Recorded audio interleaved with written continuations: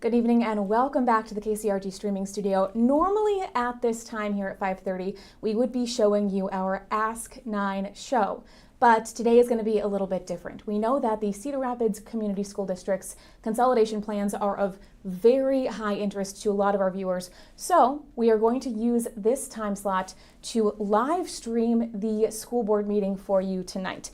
A little bit about what to expect. They are going to hear more options about the consolidation plans tonight. This is a special meeting that the school board is hosting. People can sign up to talk, so there will be some community input. The consolidation plan in itself is on hold. It's not going to start until at least 2027 to 2028 school year, so there will be no immediate changes. But this is coming after the school board recently voted to cut nearly $13 million from the budget last week. That includes smaller raises for teachers, staff, and principals for next school year, as well as some reductions to software and consulting services. So there is a lot that we are going to look at here tonight, and we are going to put this up for full screen for you, and we should be seeing the Board of Education special work session, there it is, starting for you very shortly. It's our fiscal responsibility while taking the opportunity to redesign our educational system to best serve our students and support our staff. Last week, this board made the difficult cuts necessary to ensure that no schools will close for the 2026-2027 school year. And we did that to give everyone the breathing room to do what is right, to do this right. Doing it right means we need to be realistic, but at the same time recognize that this is a chance to reshape our district. Not for financial success, but student success. And right now, we are funding square footage instead of student outcomes. Tonight is about listening. We are here to hear from the Community Coalition and most importantly, from those of you who came out tonight. I want to reiterate, no decisions have been made, no decisions will be made tonight, and no formal action will be taken tonight. Tonight, the Community Coalition will be presenting 3 viable redesign options for us to consider. Their supporting materials are posted on our website so the community can review them. We will also launch a formal survey to gather your thoughts on these models and will present the results at our February 9th board meeting. I hope that you will stay for the presentation tonight. We've stripped everything out of this meeting that doesn't have to do with the matter at hand so that we can hear from you and you can hear the presentation. And finally, I ask that everyone here, including our board, practice a phrase I learned this weekend when I had the honor of judging a robotics event hosted by Metro this weekend. Gracious professionalism. We all hear each other better when we respect each other and listen with our open hearts and our open minds. As a board, that's our pledge to you tonight. With that, we'll move to public comment. With 35 requests, we have to limit our time to 2 minutes for each speaker. We want to make sure we get through everybody. Also, when your name is called and you go to the podium, we've changed one small protocol, and that is if you do not feel comfortable stating your address, you don't have to. We heard loud and clear that that is uncomfortable when things are televised, so we've made that change too. Board Secretary Schulte, we have requests for this evening? Yes, we do. And as President Newman stated, we have 35 requests. You all, I believe, received a number when you came in, 1 through 35. So if you just think ahead too, I'll try to state who's on deck as well to just help with the transitions and to get everyone through at a decent amount of time while still honoring the 2 minutes for everyone. So we'll start first with Storm Ziegler, and then up next we'll have Matt, then Sarah, then Kim. Okay. With 35 speakers this evening, you're given 2 minutes for your remarks. Please respect the time limited allotted to each speaker. Board Secretary Schulte will serve as your timer and indicate when your time has expired. If you've submitted a request to address the board and choose to refrain from speaking in the interest of equality and fairness, your time may not be yielded to another speaker. To abide by the open meetings law, there will be no dialogue between board directors and the public during this time, except to clarify the nature of questions or comments from the individuals speaking. We ask that audience and speakers refrain from using inappropriate language and outbursts as a matter of respect for all in attendance. The board has zero tolerance for profanity, vulgarity, demeaning language, or threats of any kind. And lastly, I'd like to remind our speakers that the board cannot address personnel and student matters. The board policy outlines a process for addressing and resolving concerns. We ask that speakers refrain from using personal names and information during public comment. Before we begin, I'd like to remind our speakers to state their name when called to the podium. And Board Secretary Schulte, could you please, I guess you did call our first speaker. I got a little ahead of you there. Thank you. Good evening. Storm Ziegler, 4132 Windfall Drive. Nice to see you all again. I know that these are very difficult decisions, but as my fine arts colleagues and I have met thinking about these. That is the intermediate model. When I say we have some excitement about that, I can tell you that if it's not a unanimous level of support from my fine arts staff K-12, it is very nearly unanimous. I just want to bullet point some of the advantages that we see. We could achieve full-time art specialists in every building under the new model, and we could do that in a cost-neutral fashion using the level of staffing that we have right now. The amount of opportunities that we can give to our kids would be enormously different from now. We can return from a current 4-day rotation to a 3-day rotation in all of our schools. All of our kids would have equitable access to the same opportunity pipeline. So by right-sizing all of our schools and by equalizing the staffing, all 3 of our feeders could have the same opportunities for kids from kindergarten through high school. The advantage of full-time specialists in every building are tremendous, but a couple of things I want to consider. There's cost savings by eliminating mileage reimbursement for traveling teachers. There's more teaching time because we don't have that travel time for teachers. There's less setup and tear down for staff and materials. Concerts, assemblies, and special events are easier to plan when all of the specialists are in a single building. And for our elementary administrators, they get to plan and schedule their own building for their own needs rather than having to consider sharing people in other buildings, which is a huge plus for them. Probably the greatest benefit that we see are true K-12 feeder patterns. There is a single point of recruitment, and recruitment is going to turn from a transactional thing to a relational thing. We're about to start recruiting for next year. We have to hit 4 different middle schools to recruit kids that are going to be moving to 3 different high schools. The single feeder line prevents fractured peer groups. It provides a predictable story for families K-12. It provides consistent expectations and instructions. It eliminates missing instruments and unbalanced high school ensembles, provides easier event planning for parents who have kids in multiple schools. So consider your fine arts staff as big proponents of the intermediate model. Thank you. Okay. Up next is Nat, and then Sarah, then Kim.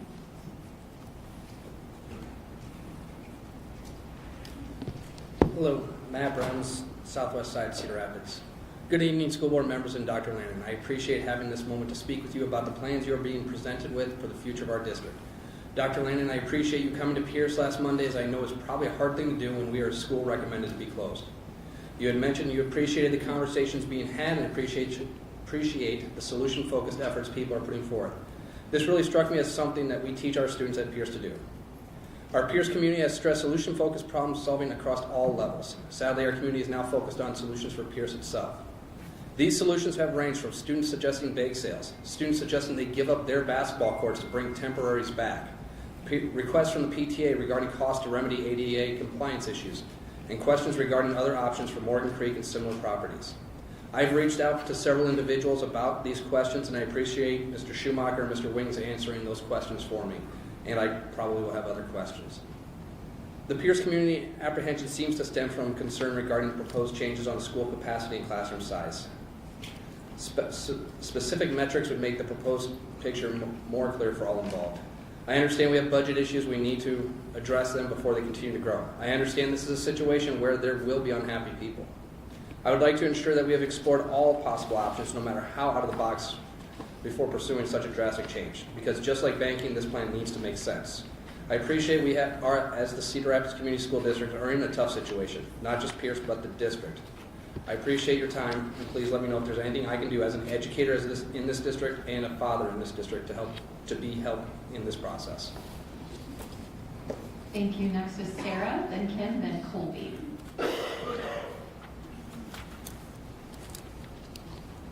My name is Sarah Cosgrove. I live on the southeast side.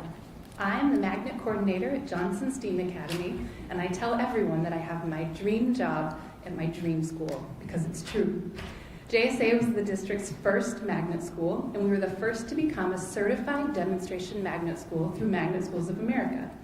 COVID and the derecho had disproportionate impact on many JSA families.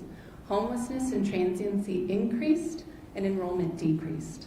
Mental, emotional, physical, and academic needs increased, and academic scores decreased. Soon after, JSA experienced 5 principals in 4 years, making it impossible to have a clear vision and effective systems of support. We now have stability thanks to Jenny K. Hampton, the strong leader that our building needs to thrive and grow. At JSA, we are providing student opportunities not available anywhere in the Cedar Rapids area. I have had the opportunity to visit art schools across the country, and I can tell you that what we are doing at JSA is exceptional. We are providing arts integrated social emotional learning every day in every classroom. Every student in every grade, every year is working with at least one teaching artist. Every teacher is receiving job-embedded, arts-integrated professional learning. And every student is given authentic opportunities to demonstrate their learning through the arts. You are all invited, those of you at home too, please come. We have a special event on Friday, February 6th at 9:45 a.m. Come to our school-wide program hosted at St. Paul's United Methodist Church and see what our JSA kids can do. Every single student will be featured at that program. The trajectory of JSA has changed. We have hit the sweet spot on the trampoline that will propel us higher than we've ever been before. Support us and let us show you what we can do. Thank you. Your time is up. We are Kim is next, then we'll have Colby, and then Aurora. My name is Kim Fuquay, and I'm the instructional coach at Johnson STEAM Academy. This year, our school theme is Goal-Getters. I want to take this opportunity to share some examples of that with you. This summer, our building leadership team set an ambitious goal to grow by 10% in reading proficiency over the course of this year, and our staff have dedicated themselves to making sure that every one of our students is engaged, empowered, and equipped to excel. Our students have been empowered to embrace this challenge, and I am proud to share that JSA has increased our reading scores by 7% from fall to winter, surpassing our mid-year goals. Here are a few stories that speak to our students engaging in learning that is setting them on a path to excel. In just 4 months, a kindergartner who knew 0 letter sounds this fall can now read 48 sounds in 1 minute. A first grader, new to JSA this year, struggled with decoding and with support grew from reading 1 to now 21 nonsense words. A second grader increased 59 words per minute, and a third grader grew 66 words per minute. These students both started the year significantly below benchmark and are now proficient. A fourth grader who was reading 85 words per minute in the fall set an end-of-year goal of 130, and last week he read 142. And a 5th grade ELL student who came to JSA in the middle of last year unable to read a single word in English is now reading 54 words. These students are not outliers, but examples of the tremendous academic growth happening at JSA.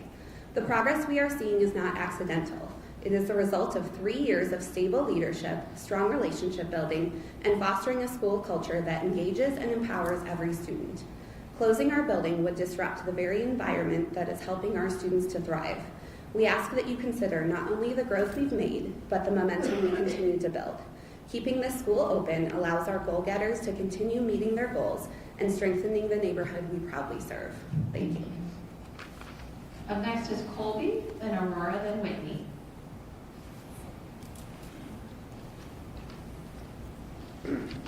Good evening. My name is Colby Kelly. I'm a proud resident of the Wellington Heights community. I come to you not only as an engagement specialist at JSA, but a parent to 3 boys that have attended JSA. I've also been a member of the Wellington Heights community for over a decade. Being afforded the opportunity to work with children in my own neighborhood has been a dream come true. I want to thank Ms. Hampton for the privilege of serving my neighborhood and their families. I would like to share some behavior success and growth within our building. The change over the course of less than a year has been tremendous. This year alone, our major office referrals have dropped from 25 per day in September to only 7 per day this month.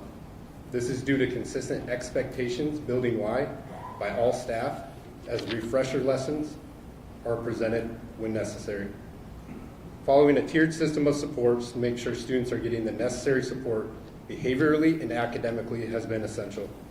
We have a fantastic and compassionate behavior team that is proactive with helping staff and students.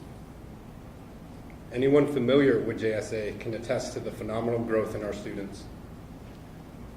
They say it takes a village, and JSA is a perfect example. Food drives, toy drives, counseling services, and much more. JSA is a pillar and beacon of hope in our community, in my community. This school means everything to me, to my family, to my friends and neighbors. Closing JSA would not only be a loss for our students, but would devastate our community. I have full confidence that the board will see the value of JSA and choose to allow us to be the shining light of Wellington Heights. Thank you. Thank you, Colby. Aurora is next, then Whitney, and then Jenna.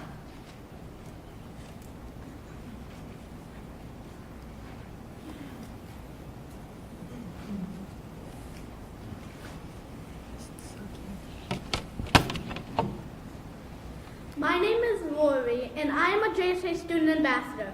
I have asked my fellow ambassadors to join me to help tell about JSA. We believe JSA is a unique school that serves unique students. We want to begin by sharing our mission statement. JSA students and staff, please join us. The JSA family empowers curious, compassionate, and courageous leaders to make a positive impact in our community and world. JSA is the only art school, and we love JSA is the only art school, and we love the unique experiences we get to have at JSA. We have music lessons during the day, guest artists every year in every grade, and special school programs like our Black History Month celebration coming up on February 6th. We are the only school that has arts integrated social emotional learning. Every day we get to build our social, emotional, and art skills together. During our SEL time, we are learning about the 6 practices of courageous change makers. Practice 1. Imagine a better way. Practice 2. Own your role. Practice 3. Plan the path. Practice 4. Venture boldly. Practice 5. Be curious. Practice 6. Strengthen the team. We are proud to be JSA ambassadors and hope you will decide to give future kids an opportunity to go to our cool school. We are JSA!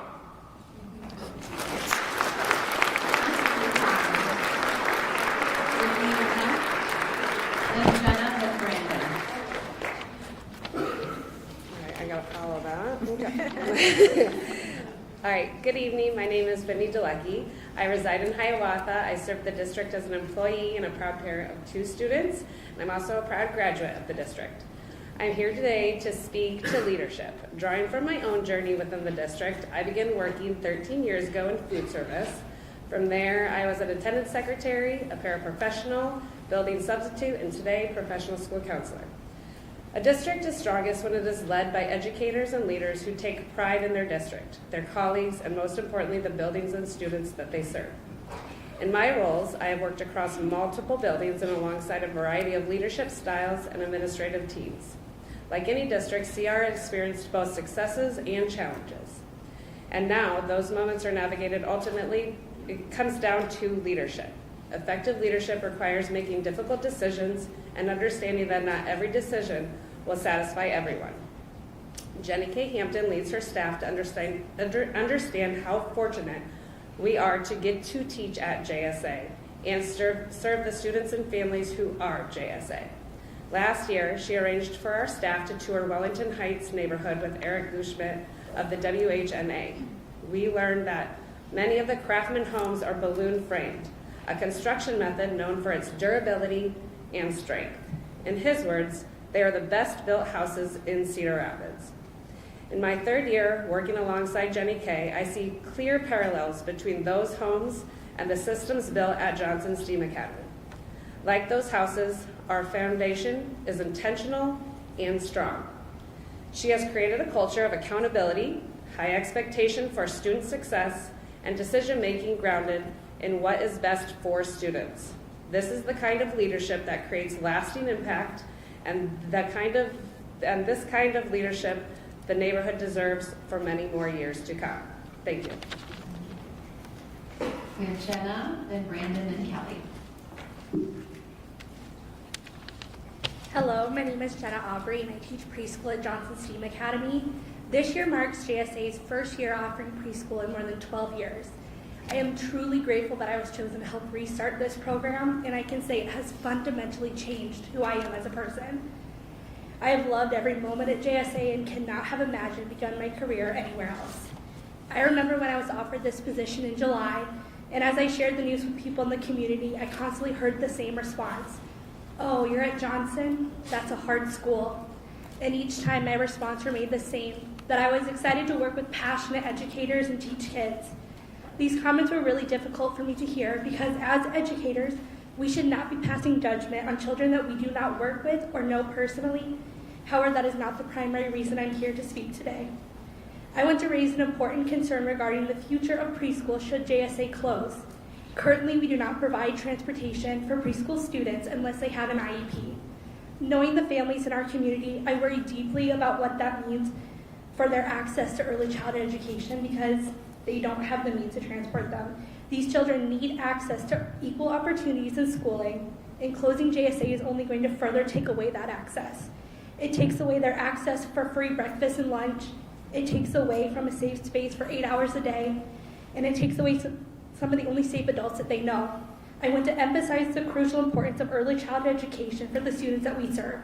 We have children entering preschool and kindergarten who have not yet learned how to sit on the carpet and engage in imaginative play or even regulate their own emotions. Emotional regulation, in particular, is a foundational focus of preschool, and these are skills that are essential not only for their academic success, but for their entire lives beyond it. Thank you. Thank you. We have Brandon, then Kelly, and then Alyssa.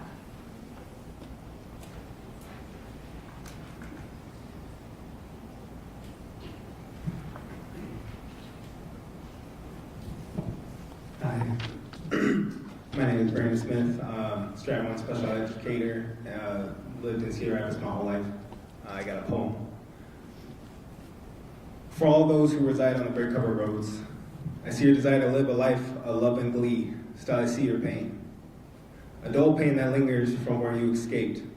The improvement came from movement, yet the hurt's been replaced. I feel your angst. I suffocate in your unsurety when met with those who are blindfolded, from those who read Braille, yet haven't necessarily felt the tales that are told on our brick-covered roads. I sense your fear for the years to come, as we have lived in this fear for far too long. The type of fear that those on freshly paved streets remain numb to, the ones that sedate with treats and delicacies for those who afford to indulge in such pleasures. Starbucks, scooters, and other Starbucks, yet who does that benefit but the majority and the pinch of minority like me and you? From the second the safe haven of Mickey D's crumbled, where the latchkey kids and forgotten adults sought refuge, where the old heads sat around for days dropping game for troubled youth. We're hungry, y'all, the college kids were lit at Wendy's. Our parents thanked God there was a Hy-Vee. Forgot we had it so good, a castle thriving. Warm food, processed food, vegetables, the fruit too, and the barbecue, the barbecue. I am blessed to have grown in the great in-between, metaphorically and physically crossing into the Northeast. If the car broke down, we could walk either way. It really just depended whether it was night or brighter day. I wonder if my community is spending Uber funds to feed their children and extended families. Minuscule amounts don't add up to what should be administered accordingly. Well, at least they can go to school, they'd say. Sometimes it seems like most folks are just counting the days until a decision is to be made. On behalf of who? I'm still aware of the unique youth that Johnson produced. I was a wildcat myself, and y'all closed that too. What the right kids do. Was it too urban for you? Thank you. Your time is up. I'm sorry. Thank you. But please send the poem to us. Yes. Kelly is up next, and then Alyssa, and then Kathy.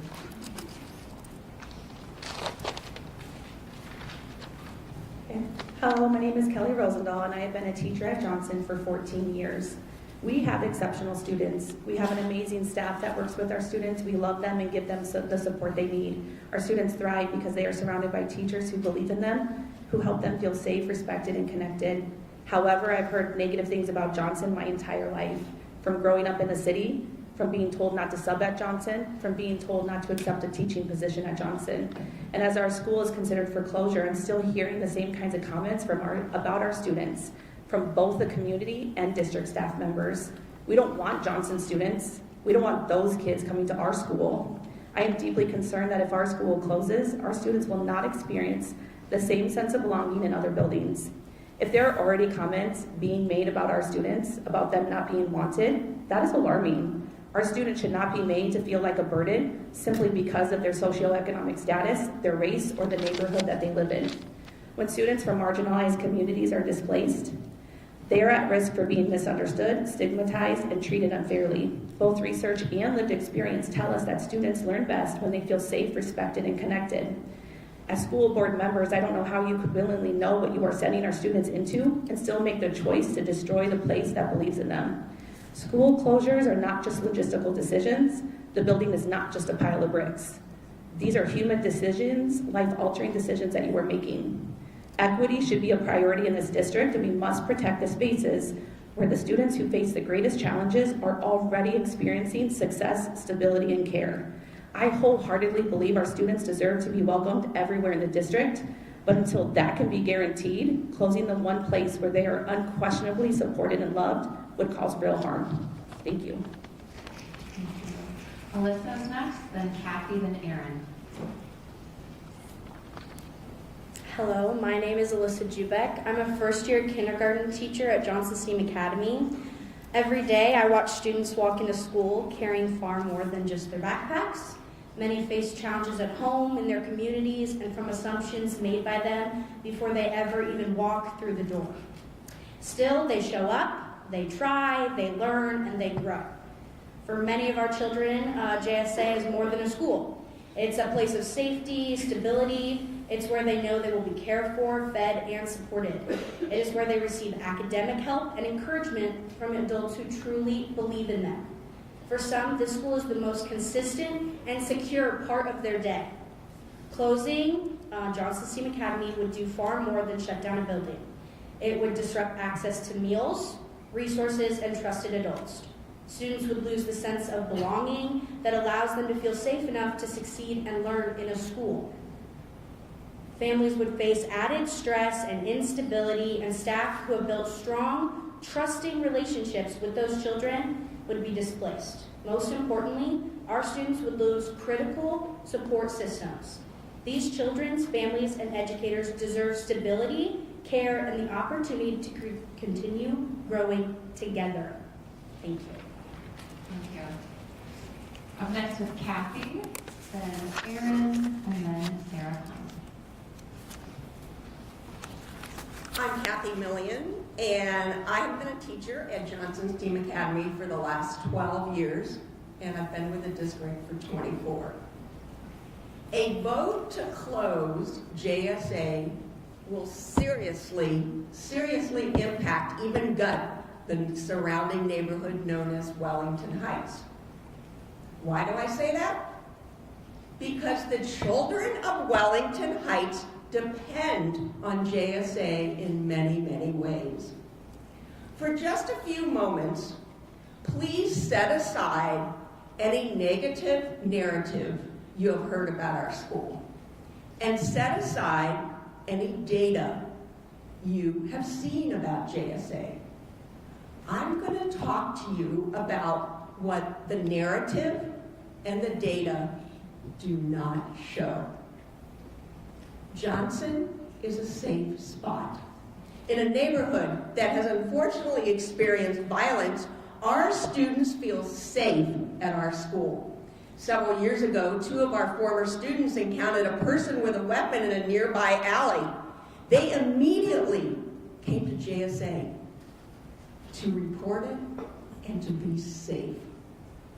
Our children feel safe in our school because our staff has developed meaningful relationships with families. Families know our staff truly cares about their children.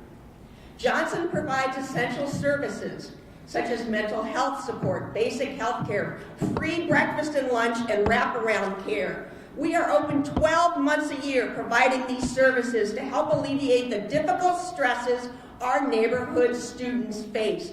The Boys and Girls Club just opened a brand new building half a block from our school to support the children of Wellington Heights. Johnson provides consistency and stability for children who experience more than their fair share of chaos and trauma. Every single day our teachers show up for them. This staff here this evening, they are not here to save their jobs. They are here because they want to continue to serve this neighborhood. They are passionate about that. Kathy, your time's up. I'm sorry. Sure. Thank you.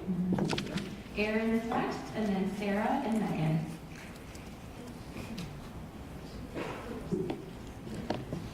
My name is Erin Kuiper. I am a parent from Johnson STEAM Academy. I moved here from out of state last year intentionally to enroll my son at JSA over other schools and other districts. JSA is a fantastic place. I couldn't be more impressed, and my son loves it. Everyone who is considering a charter STEM school should seriously consider JSA. Please keep JSA open. Consider that preserving neighborhood schools increases integration. Integrated students are more likely to collaborate, show empathy, assume good intent in others rather than fear. Integration creates a sense of we, not us and them.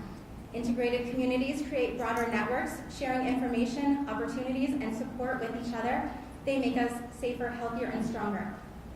When we take a kindergartner from a low-resource area and bus them out of their neighborhood to a less diverse school, we often say we're giving them access. But changing location does not actually lead to integration. It often leads to isolation. These children are more likely to be tracked differently and socially separated. At JSA, a neighborhood school, integration is happening. There are so many languages spoken inside of these kids' homes that you would think some kids would have a difficult time communicating. On the contrary, JSA is instead focused on teaching universal language to all students. Sign language, music, art. They have become the common ground for students to represent themselves. JSA creates a sense of we. In these children, I see a culture of collaboration, showing empathy and assuming good in others rather than fear. Cedar Rapids should be proud of JSA. Thank you. Sarah's next, then Megan, and then Brandy.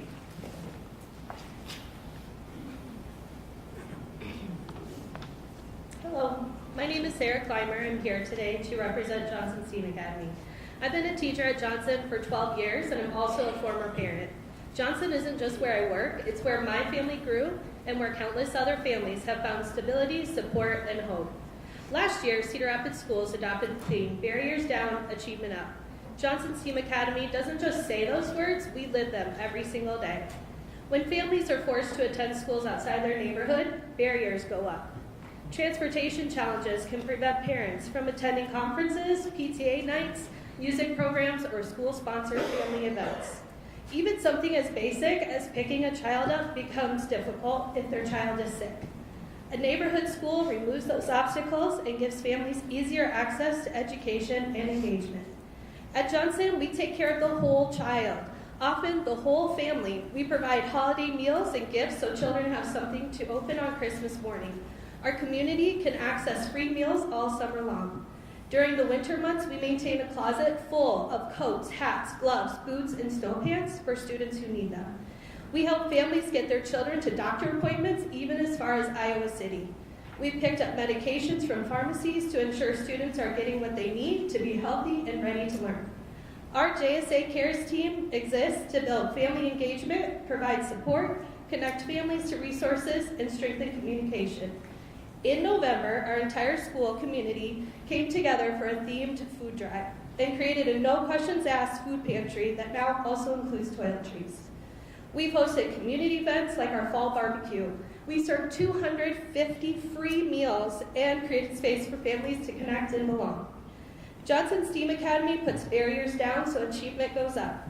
Closing the school doesn't remove barriers, it creates them. I urge you to keep Johnson open because when you support Johnson, you support an entire community. Thank you. Megan is next, then Brandy, and then Brittany.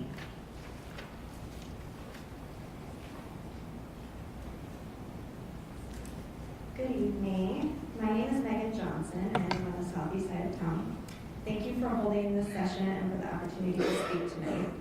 I'm here tonight to advocate for keeping JSA open. Our family is one of the lottery families at JSA, which means we chose to send our kids to attend Johnson. When we were choosing a school, we carefully considered and toured all of our options. We looked at parochial schools, our neighborhood school, and another magnet school. JSA stood out immediately. It offers a truly unique educational experience and a richly diverse student body, which is exactly what we were looking for our children. Over the last 4 years at JSA, we've come to understand that Johnson is far more than a school. It's a beacon of stability and hope for families in Wellington Heights. Keeping JSA in the neighborhood ensures access to essential supports that families rely on. Education, transportation, food, and most importantly, strong and trusting relationships. JSA is a relationship-centered school. It has taken 4 years with consistent leadership to build the momentum and progress we see today. Keeping JSA open preserves that progress. It is an investment in our students, in equity, and in a thriving future for this community. I understand this is a difficult decision, and I urge you to choose this future. Thank you for your time and consideration. Thank you. Brandy's next, then Brittany, followed by Craig.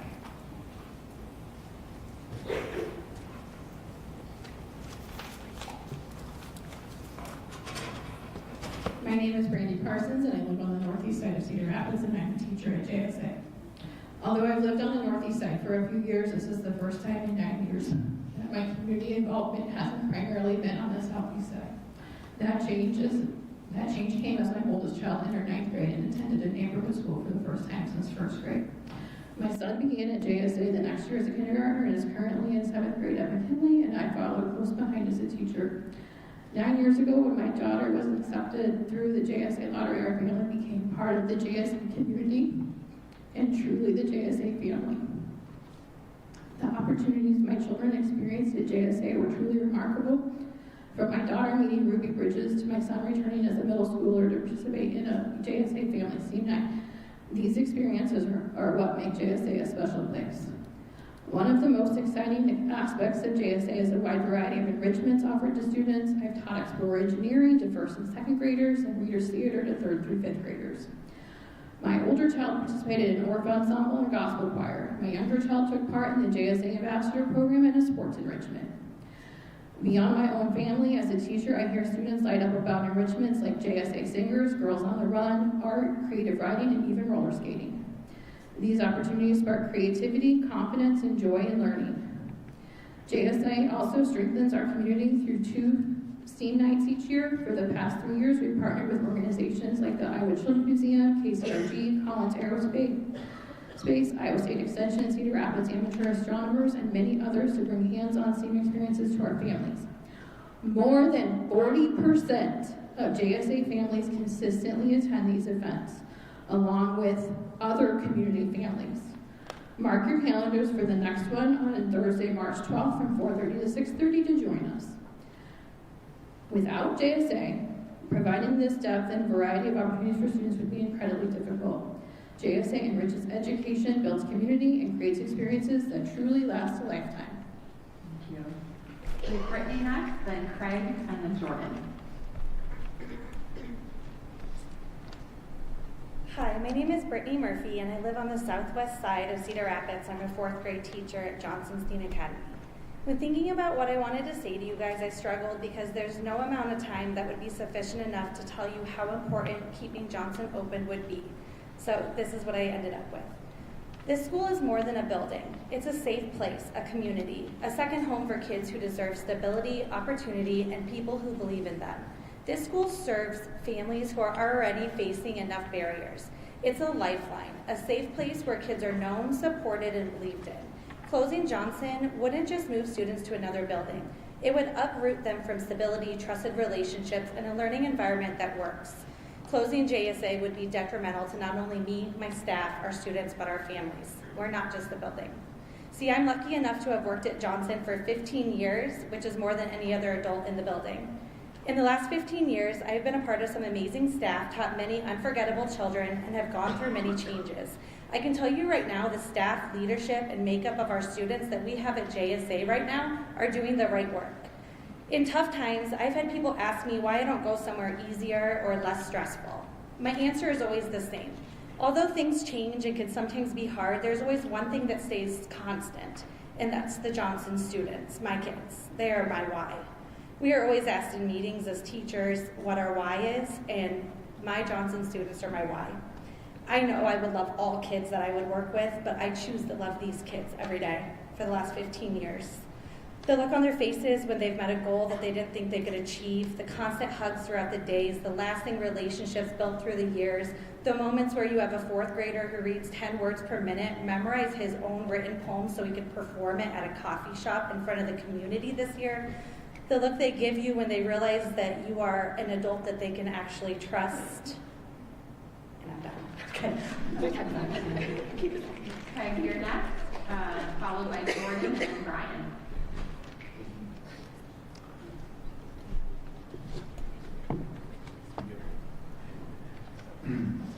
I want to thank you for this opportunity. It's a privilege.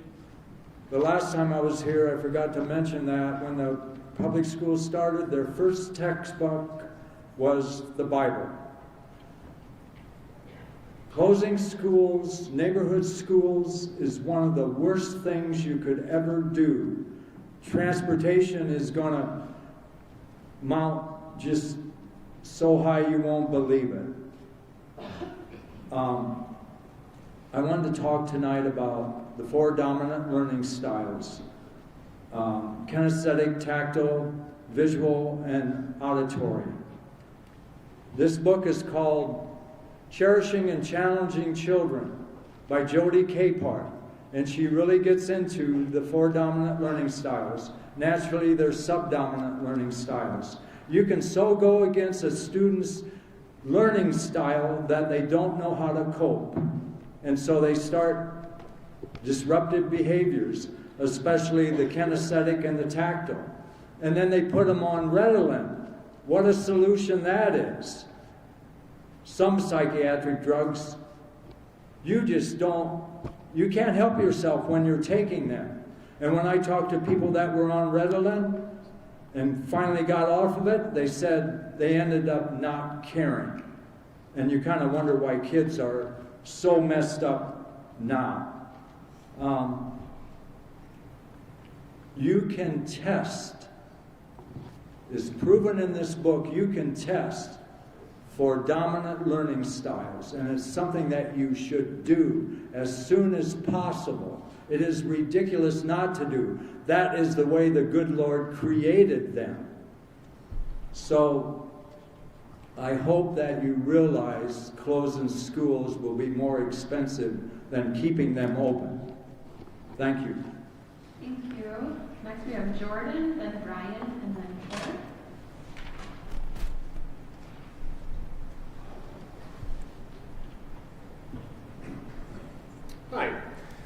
Jordan Eshelman, and I've worked in education for over a decade, and I'm currently a special education teacher in a Cedar Rapids high school. In response to the budget crisis, the school board has proposed many solutions. I will speak on 2 of those actions tonight. Adopting a new staffing model for the 26-27 school year, which will effectively eliminate 33 full-time teaching positions across the district, and for the 27-28 transitioning to a new school model, which will redistrict and redistribute some of our student population. I'm here today to ask one thing of you. Wait to adopt the new staffing model until after our new school model transition. If we don't change our current approach next year, 33 full-time employees would be surplused or cut, starting with the least tenured in each building. The very next year after the plan to redistribute students would also cause the least tenured teachers to change positions yet again. These types of actions erode trust between the staff and the leadership in the district. How can new employees join a community when they may get moved around the very next year? And how can families trust schools when the staff changes year after year? As you consider consolidation and boundary adjustments, changes that will impact every member of the CRCSD community, I urge you to prioritize short-term staffing stability as a bridge to long-term sustainability. It does not make sense to remove staff from their buildings for next year only to restructure the district and potentially move them again the year or 2 after, placing educators in 2 or even 3 different assignments in a 2 to 3 year span, requiring them to teach multiple new courses, grade levels, and under new principles. This will push good educators out, and our students deserve better. If we keep our current plan of action, I can foresee eroding trust between our school communities and the district leadership. Let's plan to adopt the new staffing model after the transition to intermediate schools to minimize disruptions of our school communities. Thank you. Thank you. Brian is next, then Shermaro, and then Andrea.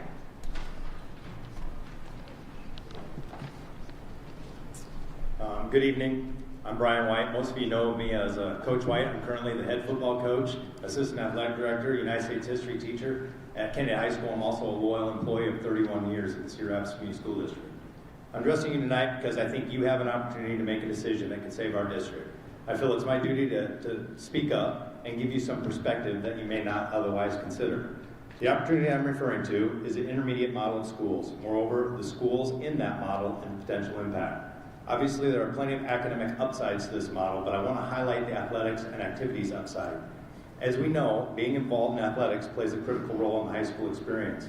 Students that are involved and connected to the school perform better academically and are less likely to get in trouble.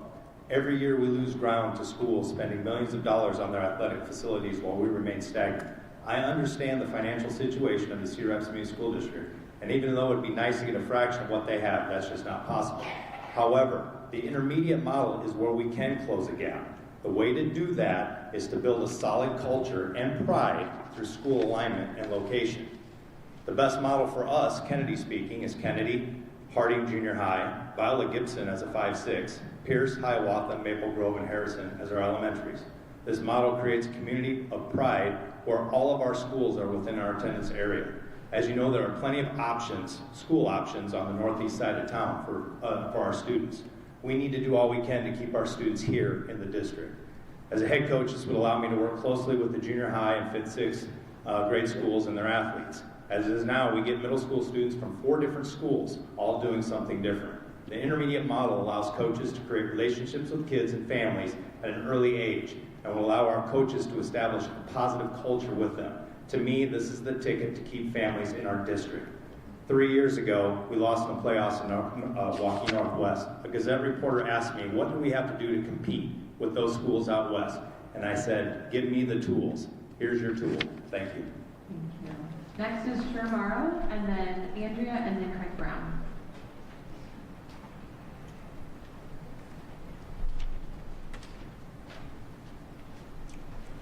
Good evening. My name is Teray Morrow. So sorry. Teray. My name is Teray Morrow, and I'm here as a neighbor, a parent, a witness. I'm here as a neighbor, a parent, and a witness to the lifeblood of Wellington Heights. I know we're here to address buildings and budgets, but I want to keep my focus on, or I want to keep my focus about home. For 392 children, 2 of mine, Johnson STEAM Academy is not just a facility, but it's a place where they first realized that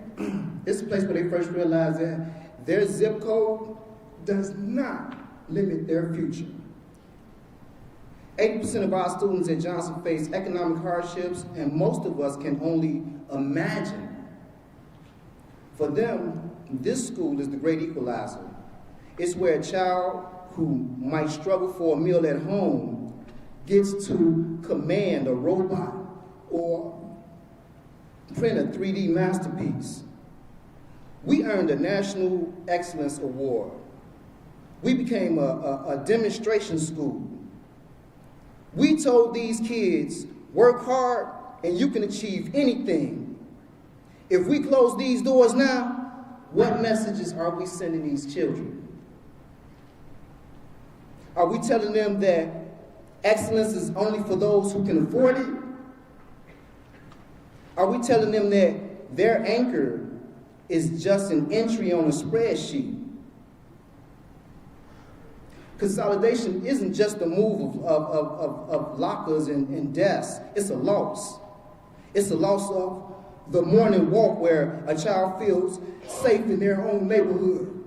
It's a loss of the parent who can't even afford a car, but they can walk to school to check on their kids. When you pull a school out of a neighborhood like Wellington Heights, you leave a wound. I'm sorry. Thank you. Andrea, then Craig Brown, and Pat.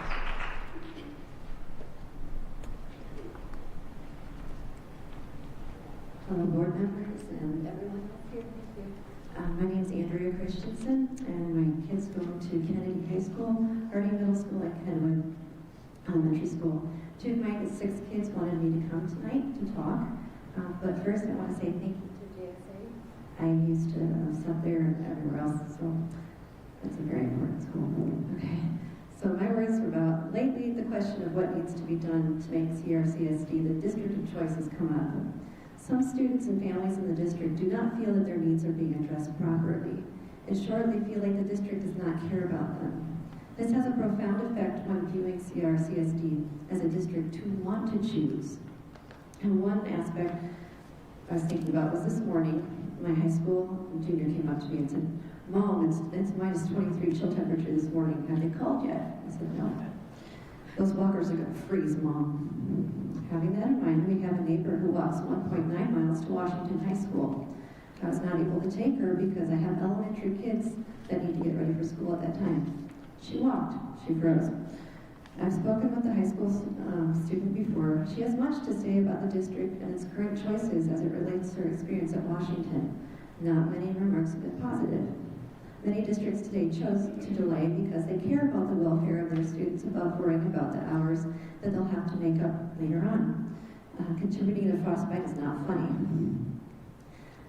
This might seem pithy with so many decisions that you have to make, but it sends a strong message to the students and families.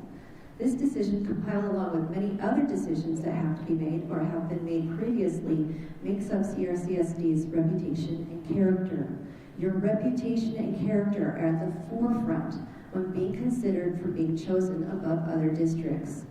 If you want to be the district of choice, or even simply the district your own students remain in, listen.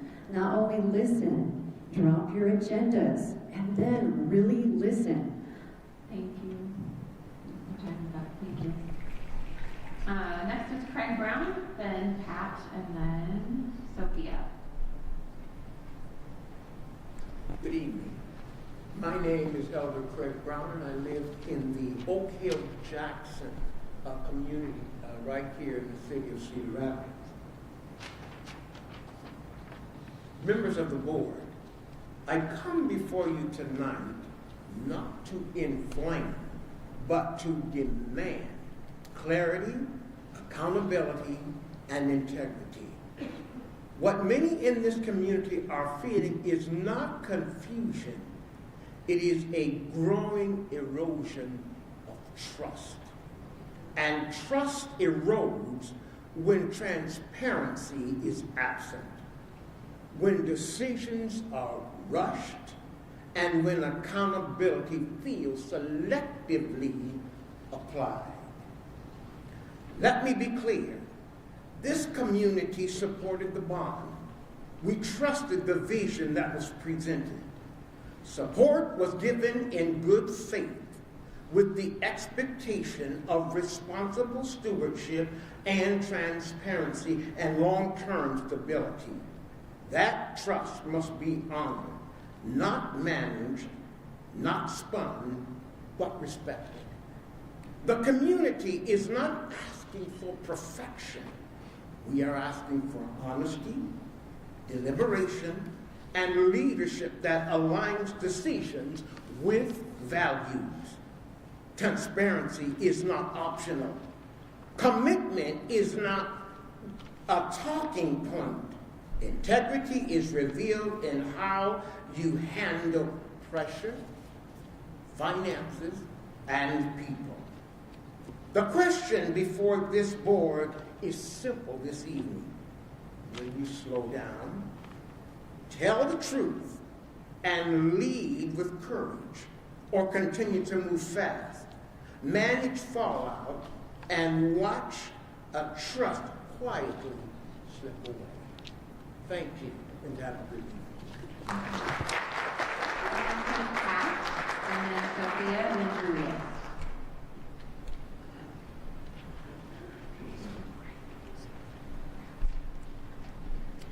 Hi, I'm Pat Nielsen, and I'm going to switch the topic a bit here, although I support everybody here loves public schools and is talking about what they would like you to do. I'm kind of here tonight to talk about, well, first of all, thank you for supporting our schools by volunteering to be on a board that is facing so many pressures and so much pushback. And I know that our board throughout the years has always been able to take criticism, is listen to parents. I was a teacher in this district for over 39 years. I never once walked into my classroom thinking, I'm not going to do what parents want. We are there to serve the public and to serve parents. And I know that that is what almost every principal asks their teachers to do. I'm here to say, mostly, that I support the resolution of this school board to ask our legislature to increase funding. I started in this district in 1976. Most of the funding of my career was 2% in this district. Very seldom did it move from there. When I started, most of you in this room weren't even born, but 2% worked because we got a lot of federal funding too. We're not getting that funding that we need now from our state legislature. We have a consistent, methodical effort to reduce the strength and the vitality of our public schools. And I think, I just want to say thank you for having to deal with that kind of pressure. And I understand the kind of pressure that you're under, and all of you in this room that are teaching are dealing with that pressure because you're seeing your schools not supported adequately. Is that it? Okay, Yeah, thank you. right. Yep. Sophia is next, and Julius, and then Denise.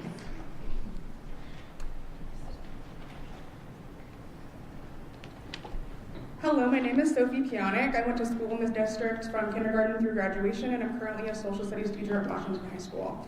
I wanted to address the board to request more transparency regarding the calculation of cutting teacher FTE in the district and highlight the significant impact cutting 7.2 positions would have on Washington and our community. We have been kept in the dark about the data and calculations that have been used to decide where positions should be cut. What information is being used to inform this decision? What is the formula to determine where the cuts will be? Cutting 7.2 positions at Washington will be absolutely detrimental to our students and our ability to operate as a building. We lost 6 teaching positions at Washington last year, and losing an additional 7.2 would put us under the minimum number of staff required to operate our school. These cuts would lead to more instability in a community that has experienced great instability in the last decade. These cuts would mean losing electives, losing opportunities for students to explore their passions and future careers before graduating into the world. These cuts would mean losing AP offerings, losing opportunities for our students to gain college credit. These are the programs that are some of the biggest draws to our district that we have. If we cannot meet the minimum amount of staff in our building, we cannot function as a school. This threatens our ability to graduate students, fulfill IEP requirements with fidelity, and meet the basic core requirements from the state. Cutting 7.2 teachers and putting us at critical capacity while not doing the same to the other high schools poses a serious equity issue regarding the quality of education that is available to the students on the southeast side.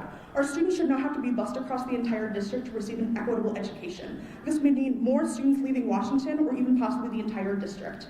In your upcoming conversations regarding redrawing the boundaries of our district, please keep in mind the geographic challenges of Washington High School. With the changes made regarding the staffing cuts, Jefferson will have 27.5 more teaching positions in Washington, and Kennedy will have 29.2 more. This is inequitable.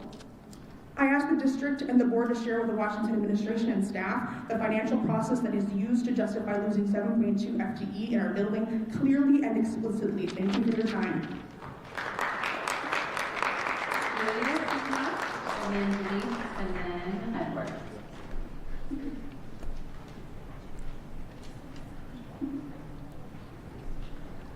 My name is Julius Mitchell. Dear Cedar Rapids School Board, please don't close because it's not just a school, it's a family. I like the people, the students, and the parents. We even did edu club. I always catch up with sports talk with my friends and sometimes with the teachers. And we always have something fun planned. I like the teachers so much that I go in their room and talk with them. And I like when we go to Kennedy for a play. Please don't close Bears, Julius.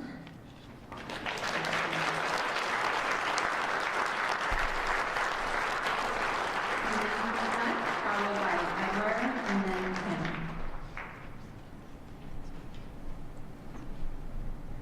Good evening. My name is Denise Bridges. I live in Marion, Iowa, but I'm a community leader in the Cedar Rapids area. I want to begin by acknowledging there have been so many harmful and misinformation publicly shared about Dr. Lamy. And I do not support any misinformation. And I believe it's important to say things clearly and truthfully. All at the same time, we cannot allow misinformation to distract us from a deeper truth. With the Cedar Rapids Community School is facing a serious issue that if left unaddressed, we will develop into a much larger problem, one that will cost this community more in the long run. And the people who will bear the cost are those of us committed to living there, or living here. Declining enrollment is not a new issue for the district. What is concerning is how little we have publicly examined why families are leaving instead of repeatedly focusing on the vouchers and charter schools. We should be asking a more important question. What will make Cedar Rapids Community School the #1 choice for education in Cedar Rapids? This year alone, more than 600 students left our district. That number represents family, classroom staffing, and future stability. The question is not how many students will we lose next year, but what will our district plan to prevent that from happening? What we need is a plan that goes beyond calling parents and asking them to come back or simply offering families the privilege of choosing another school within the district. What we need to see without meaningful improvement is not, we need to find a meaningful improvement, and that is not a strategy. We want to see the data on who is leaving and why. The district shares many forms of data with the community. Please share this as well. Transparency matters, and trust cannot be built without it. If the district closed schools... I'm so sorry, your time is up. I'm sorry. Yeah, no, you're Thank you. Edward is next, then Kim, and then Libby.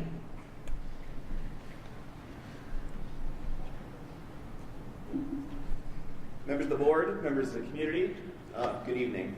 My name is Ned Kelly, and for the past 2 years I've had the pleasure of working at Washington High School here in Cedar Rapids. I was a very late hire. Officially, I was hired on Thursday, August 14th, 2025, and I started my first day of work at orientation the Monday afterwards.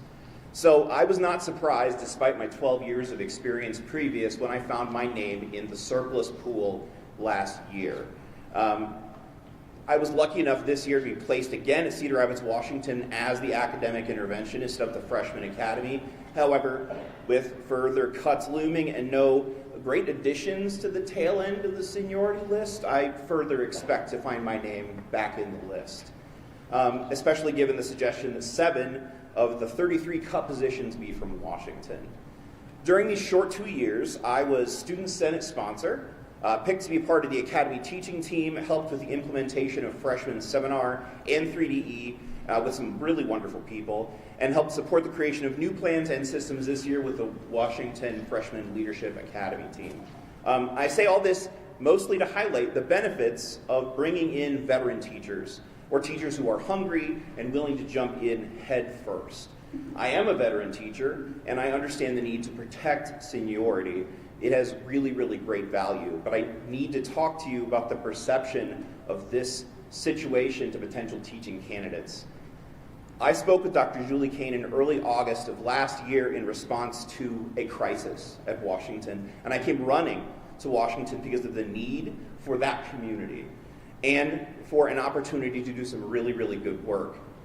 Educators know what we're signing up for. We know the obligations required, but we still have obligations to ourselves and to our families. Is Cedar Rapids still a destination district for teachers in Iowa? I believe that it is.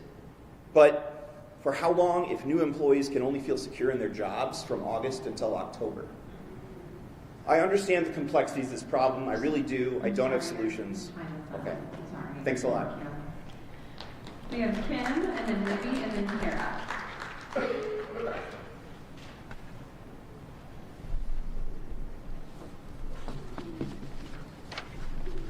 Good evening. I am here tonight to talk about why I removed my daughter from this district. I keep hearing that budget issues are largely due to students being left the district. The blame game needs to stop now. You need to figure out why parents are pulling their kids. Nobody's bothering to ask me why I pulled my kid. This is my daughter, Rihanna. She has severe mental health issues. All through her school, this district has failed my daughter. Numerous times we asked for an IEP evaluation. We were told she doesn't qualify. We'll have to see if she does qualify. When you're getting office referrals weekly or daily and getting calls from your kid's school saying, we can't find your kid in the building, it's a red flag to have an evaluation done.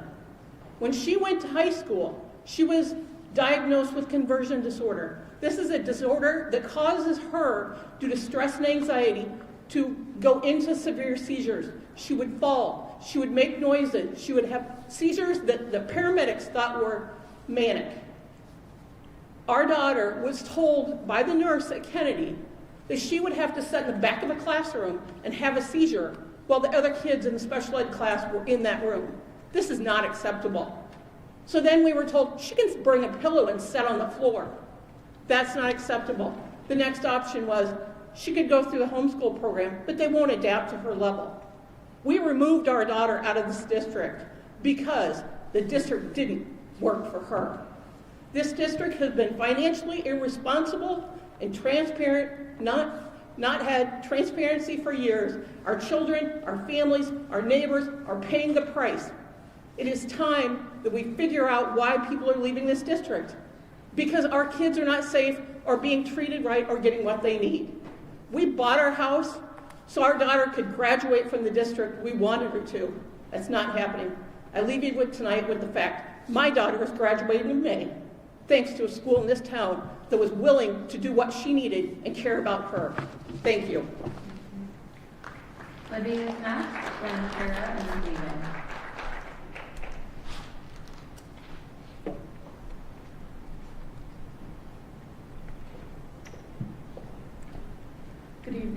name is Libby Flaherty, and I second much of what has already been said tonight about student displacement.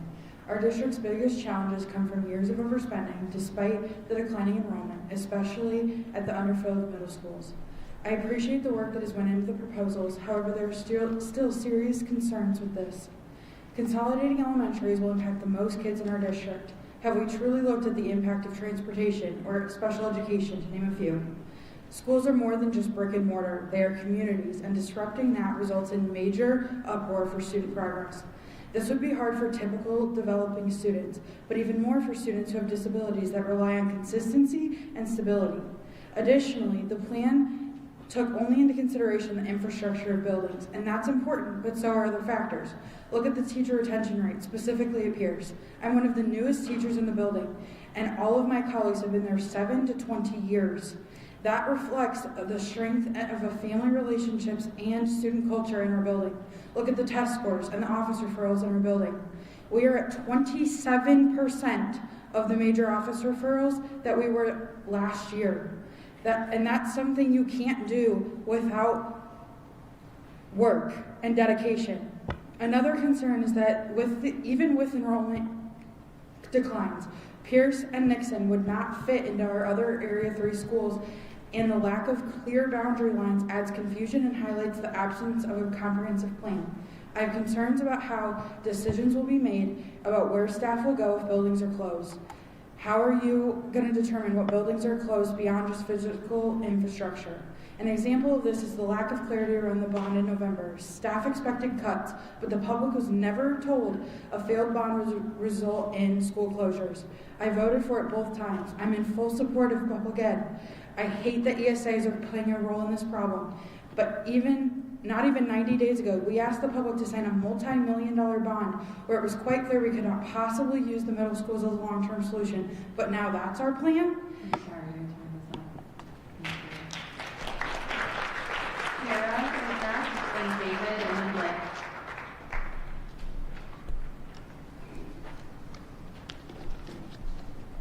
Hi, my name is Kara Bentley. I'm from the northeast side of Cedar Rapids. I'm also a teacher, a parent, and I've also attended all of the Cedar Rapids schools in my alumni.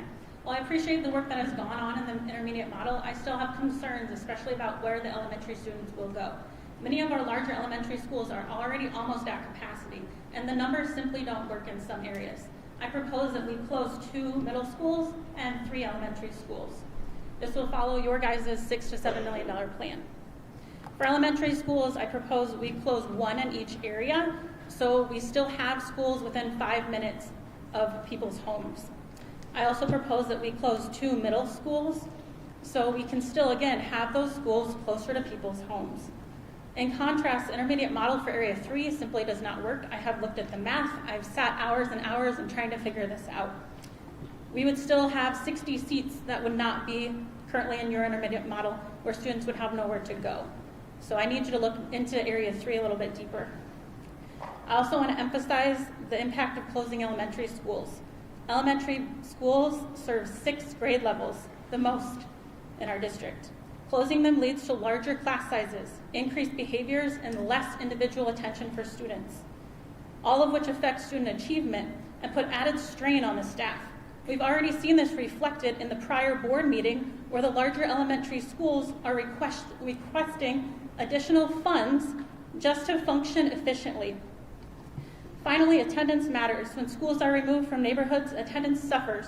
Students and families will not be at open houses. They will not be coming to conferences like we hope they are now. We need to rethink our approach and ensure that middle schools' enrollment challenges do not come to the expense of our youngest learners. Our elementary students deserve stability, access, and thoughtful planning. Thank you for your time. Thank you. David is next, followed by Bryce and then Jennifer.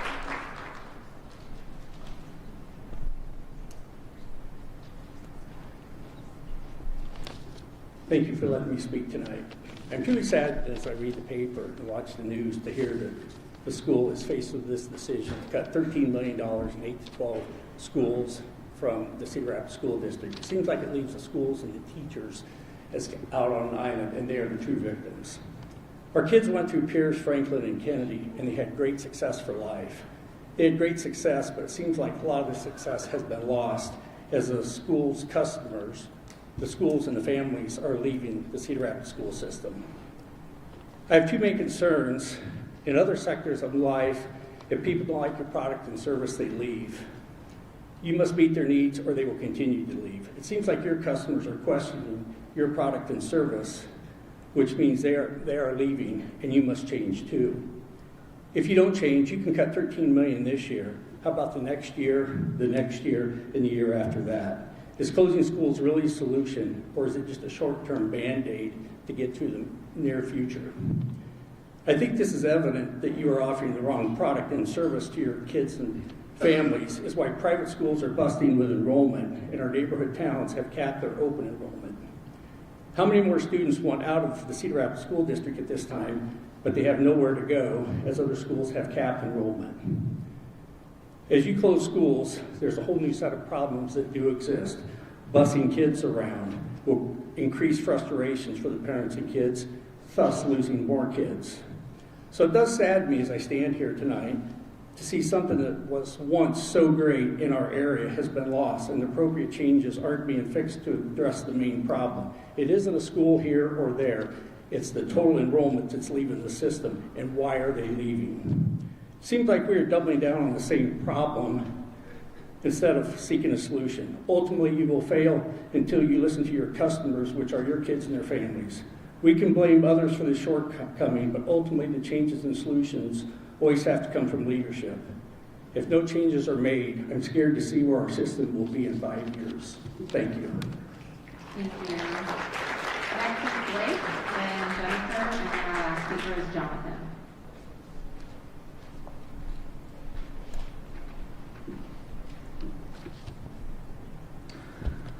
My name is Blake Genowayan, and I'm a second grade teacher at Pierce Elementary.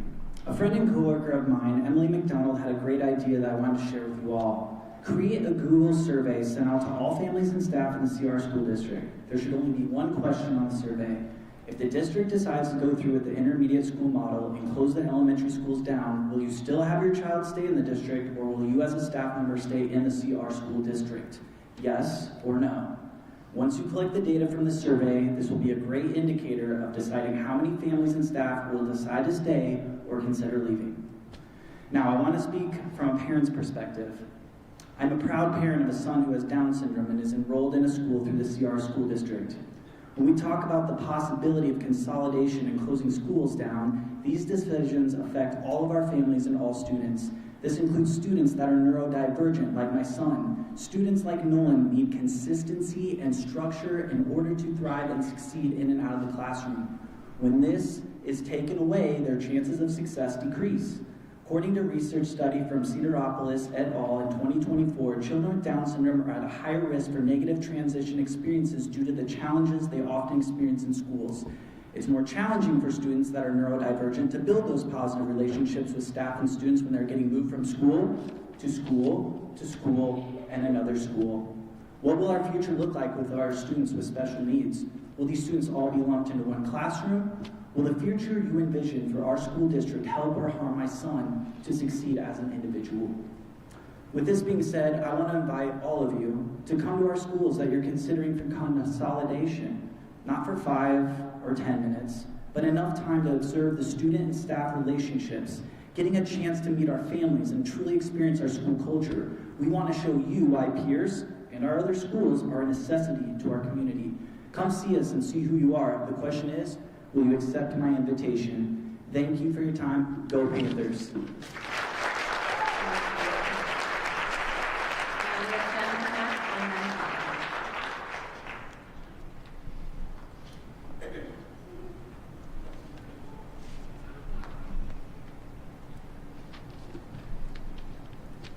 Good evening. My name is Jennifer, and I have students at West Willow and Taft. While I worked for the district prior to having children, tonight I speak to you as a parent and a community member. The district currently finds itself in a situation with a budget where every way you look at it, you lose. Someone loses, there's loss. Tonight I propose 2 areas where the losses need to be more closely examined before decisions are made. First, there has been a loss of integrity on the part of the district. Integrity is defined in part as the quality of being honest.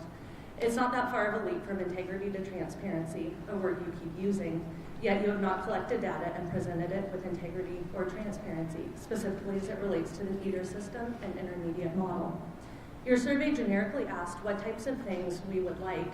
From that generic question, you are now purporting 70-some-odd% of people support the true feeder schools. That's not being transparent or honest.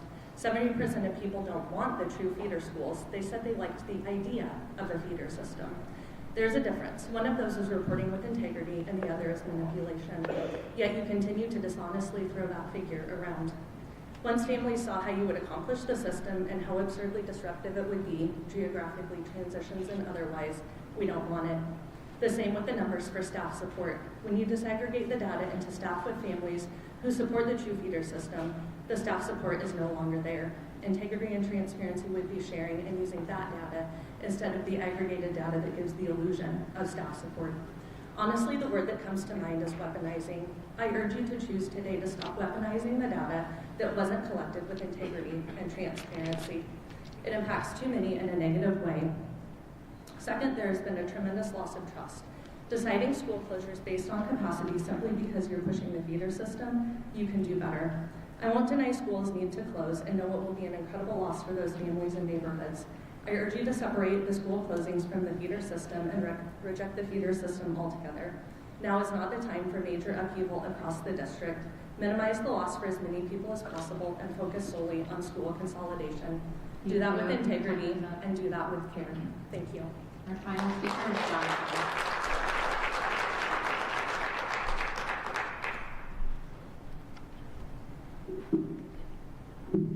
How y'all doing? Can you hear me all right? My name is John Slottick. I grew up in Czech Village, and I live in Lincoln Heights now. I'm a realtor, I'm a business owner. I'm a product of public schools. Let's go Jayhawks! I'm standing here today with y'all because I generally owe a lot of my success to teachers and, frankly, the system that invested in me. Alexander the Great said I owe it to my father for a living and to my teacher for living well. In my work, I see how deeply schools affect property values, neighborhood stability, and whether families choose to stay in a city or leave it. Strong, well-run school districts create confidence. When that confidence erodes, so does investment. Right now, Cedar Rapids is facing real economic pressure, declining enrollment, rising costs, limited state support. We can't pretend those realities don't exist, and doing nothing is also a decision, and it's usually the most expensive one. We all shouldn't be here right now. We all should be in Des Moines. We should be asking the governor and legislature why ESAs, the voucher program, defund public schools and cost Iowa taxpayers $129 million in 2023-24, $218 million in 2024-25, and an estimated cost of $315 million 2025 and 2026. The strong plan, the resolution that was passed by the school board here, represents responsible, well, I believe, represents responsible use of data, consolidating resources that we need, and aligning the system with students we actually have, not a system we had 20 years ago. Consolidation, I don't believe, is a failure. I believe it's a strategy, and I think it allows us to protect classroom quality, retain teachers, and invest where students will benefit most. From an economic standpoint, this is how communities stay healthy instead of slowly shrinking. As someone who markets to Cedar Rapids families and investors, I want to be able to say that the district is honest, forward-thinking, and willing to make hard choices for long-term stability. I believe before any decision is made with any of these models, we need a robust study on how each closure and how each consolidation will affect property values and therefore property taxes, which is what we are dealing with right now. This is why we have a budget shortfall, along with the ESAs and frankly, the lack of stewardship, right? The lack, let me get back on track there, I get a little passionate. What I believe really need is that robust study on how closures and consolidations can affect each property value. I'm so sorry. Man. All right. Well, thank you all, and thank you for having us and letting us all talk. That concludes our speakers. Before I call for a quick reset, I want to thank everybody for being here, and for those that are able to stay for the presentation. I think it will be great for you to hear that and be able to provide input to us as well. I just want to thank you for an extremely respectful and thoughtful public comment section. At this time, we'd like to take a recess before beginning our work session. Is there a motion for a 10-minute recess? So moved. Second? Second. All those in favor say aye. Aye. Opposed say nay. Okay. We will reconvene at 7:05.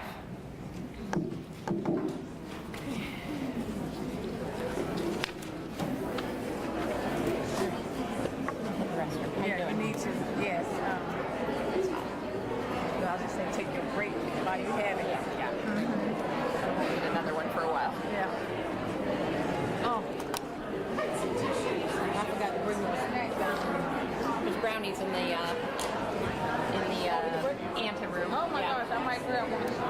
Some sugar.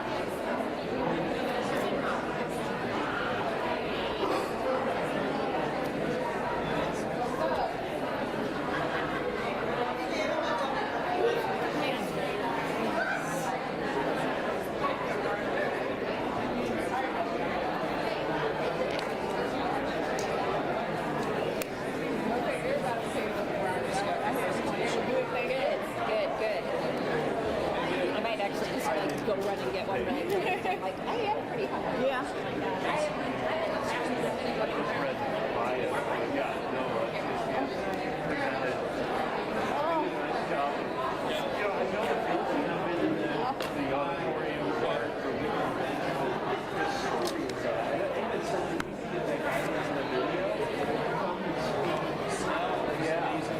I think we should do that.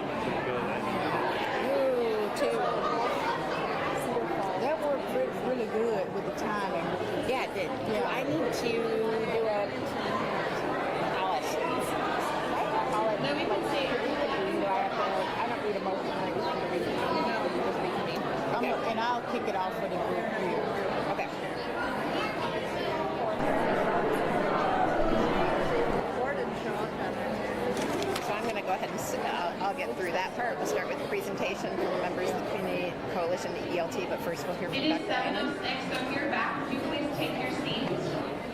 Thank you. At this time, the board will reconvene. Having heard from those who chose to speak tonight, the board will now begin the work session on the school redesign. We will start with a presentation from members of the Community Coalition and ELT, but first we'll have a word from Dr. Lannon. Wonderful. Thank you to our team that's going to present. I just want to take a few minutes here. First of all, just to thank everyone for sharing, whether you share it tonight or through emails or phone calls or other ways of engagement. Really sharing with us your heart as well as your individual stories. I really appreciated hearing about the progress of our schools and seeing our students here tonight and what it really takes for a community to come together when we're talking about our schools. And now we have that same opportunity to come together as a school district. I want to just maybe take a look back in terms of we're thinking about where we're going, but also how far we've come. The process that we are discussing as it relates to school consolidation, it didn't just start tonight. It started back in 2018 and maybe even before that. But in 2018, the school board adopted a formal resolution related to, some people call it the elementary plan. This was during the leadership of Dr. Buck, and it continued during the tenure of Dr. Bush. When I joined the district, the plan, we were on our way to opening Trailside, and there was a clause within that plan that really talked about evaluating the current circumstances. When that plan was adopted in 2018, no one knew that COVID and other situations were going to occur here within our community.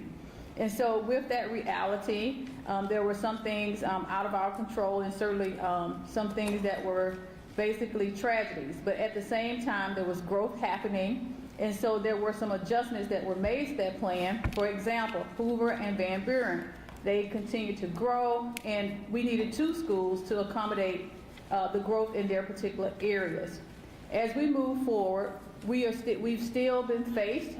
We attempted a 2023 bond as well as a 2025 bond in order to right-size our school district. Neither one of those plans were overwhelmingly accepted by the community. Although we saw great progress, as was mentioned tonight, there were a lot of people that put effort behind it, but we still fell short, but yet the needs in the district, they still persist. So we started this conversation early, really thinking about a budget conversation. And the board last week took steps to reduce the budget by almost $13 million. And that was a process that was done with our community, where we heard voices that helped to guide their levels of support for certain reductions. While we still know that some of them are quite challenging to embrace, we're still working with our community to move forward to make our district financially stable. This is the transparency that I am offering to our school community, is to understand our financial state and what it's going to take for us for long-term sustainability. But more than that, once we got into the conversation, it really became, how do we become a better, stronger district? How do we serve our students better? The same things that you're asking for here tonight. Through your surveys, we were transparent in the fact that boundaries might be considered. Through my newsletters, I have communicated that consolidation would probably have to be a part of this process. And why do we need it to be a part of our process? As our president noted earlier, moving away from all of our funding going into brick and mortar into where we can put it with our students and with our staff. The question has been asked, why are people leaving our district? I really do thank the people that shared here tonight, as well as the people who have been willing to share with us in a form of survey. They have shared with us that the #1 reason that they are leaving, it is due to safety and security within our buildings. A lot of that related to behavior. The other reason they're leaving, they want advanced course offerings for their students, also relating to the fine arts in other areas. They've also expressed concern around flexibility within schedules and our offerings that we have within the school district and individualized supports for our students. So as we begin this process with our administrators, I really do applaud them. They took the reins of this conversation and it really moved into how can we serve our students better. So I really hope that you are able to hear that tonight. A few weeks ago, we introduced that consolidation plan in order to create a true feeder pattern. We heard a lot about that tonight, and honestly, I've been hearing about the feeder pattern ever since I came to the school district. Now we have that opportunity to create those guaranteed experiences for our students. You asked us to slow down and explore more options. I am very proud of our Community Coalition who continue to hang with us and work diligently to create a conceptual model that represented additional feedback. So tonight, you're going to see the results of their work, of their conversations, their considerations. They'll be presenting 3 models here tonight. I also want to be clear that no decisions have been made and that we're committed, as stated earlier, to not starting any school consolidations for the school year of 26-27. We're also committed to continuing to engage our community in this process.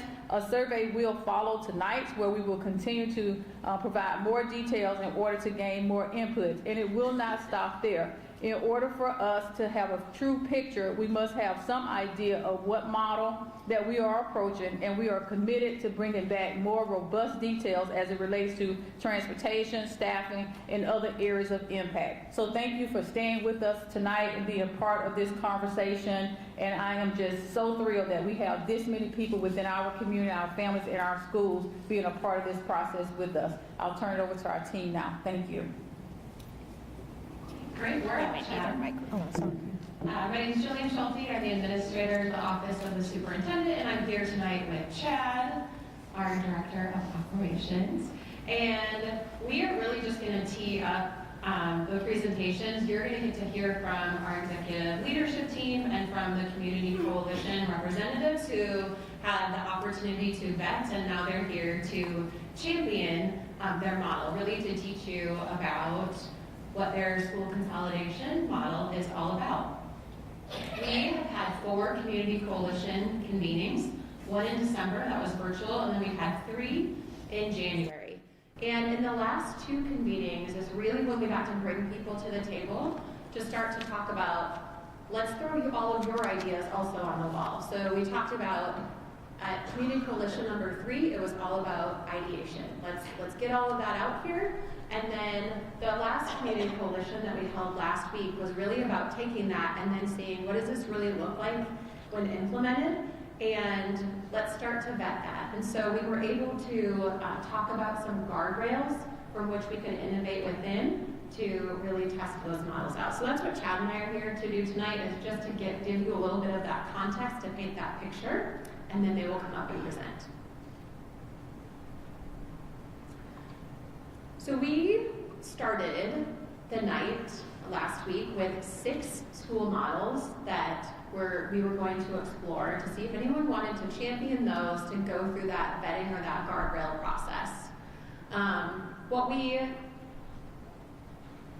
It's okay, best intentions of having animated slides. Before we began, we talked about what must be true. What are the guardrails or the non-negotiables that we are going to provide so that everyone understands the rules that we're playing by? So we talked about having those true feeder patterns, meaning that clear pathway from elementary school to the next level to the next, so you're really moving forward with your community cohort. We talked about needing at this time to think about our existing building inventory only. So we talked about move-in ready. Like when you, if a home is move-in ready, I can come in. Doesn't mean I don't paint the walls or change a few things here and there, but really structurally it's got to be move-in ready. We needed it to produce a meaningful cost savings because we want to be able to bring back those programming, the things that families and staff and communities say that they want. We need to be able to invest in those things. There needs to be a cost savings. Through that, then, we want to be able to improve our building utilization and be responsiveness to those family priorities of having preschool in their neighborhood elementary schools to having enhanced fine arts and athletic opportunities. So those were the guardrails that we talked about right away. Then we set some norms. We talked about being criteria-based, and that we are all here, we're going to assume positive intent. And the other thing that we introduced was it's okay to let go of ideas. It doesn't mean the idea is bad, it doesn't mean that it's great, it just means that not advancing a model definitely is not a failure, it's just evidence that we are working together to make decisions based on the criteria that we have all set together. So then we gave resources, and we brought those viability scores when we thought about what capacity do elementaries have, what buildings might need to be upgraded for ADA compliance, those types of things, the cost of operating a building, and we gave people the opportunity to bring schools back online that were originally introduced as options for closure, just with the caveat that wherever we see red, it's just an opportunity to go, that's a risk that we might take in order to bring that building back online, and we really need to be thoughtful about that. We provided building capacity data, district level enrollment by grade, and then the current maps, the boundary maps. So we went through this model vetting in 4 phases. The first 2 are really important because in those first 2, After we went through the feeder pattern check, we did a stop. And if the model wasn't viable, after we thought if there were cracks in the feeder pattern, it couldn't be a true feeder pattern, that's when groups said, our model isn't viable. Same thing was true with capacity and the utilization check. If after creating a feeder pattern, we go, gosh, this won't work because we would need 200 or 300 more seats in this model, then the group had the opportunity to say, this doesn't work, we've hit a roadblock, and it doesn't pass that viability check. We never told anybody you're not viable. Groups themselves came to that determination that that model wasn't viable.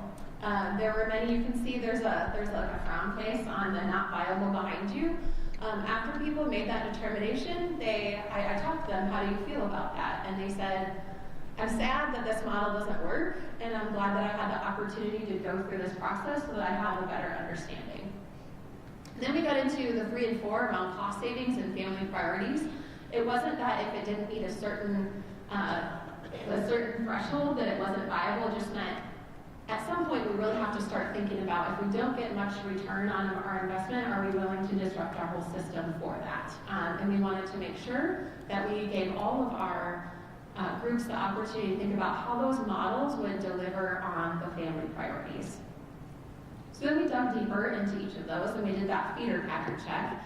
And one of the things that I always find helpful, Chad, so if you would say it again, is Chad helps me understand the difference between the feeder pattern and the boundaries, and that's something that I think our community, we continue to want to try to teach people about. So we wanted to make sure that when we talked about feeder patterns, and then we also talked about boundaries, that we made that distinction.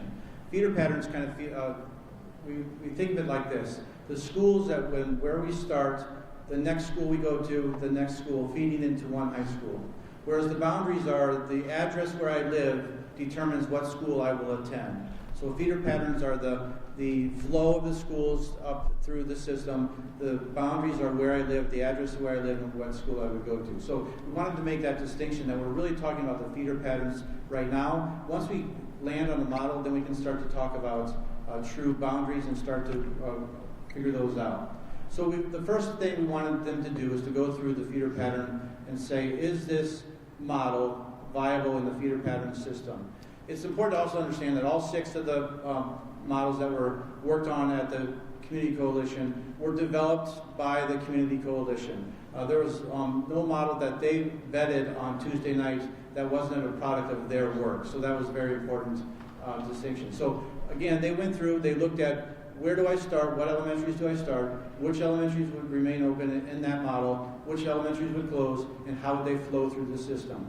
So then the next thing that we asked them to do was to put that on a chart paper and make sure that it was on documented which schools would be in the feeder patterns. And then we had a stop point at that point. We said, are there any models that didn't work at that point?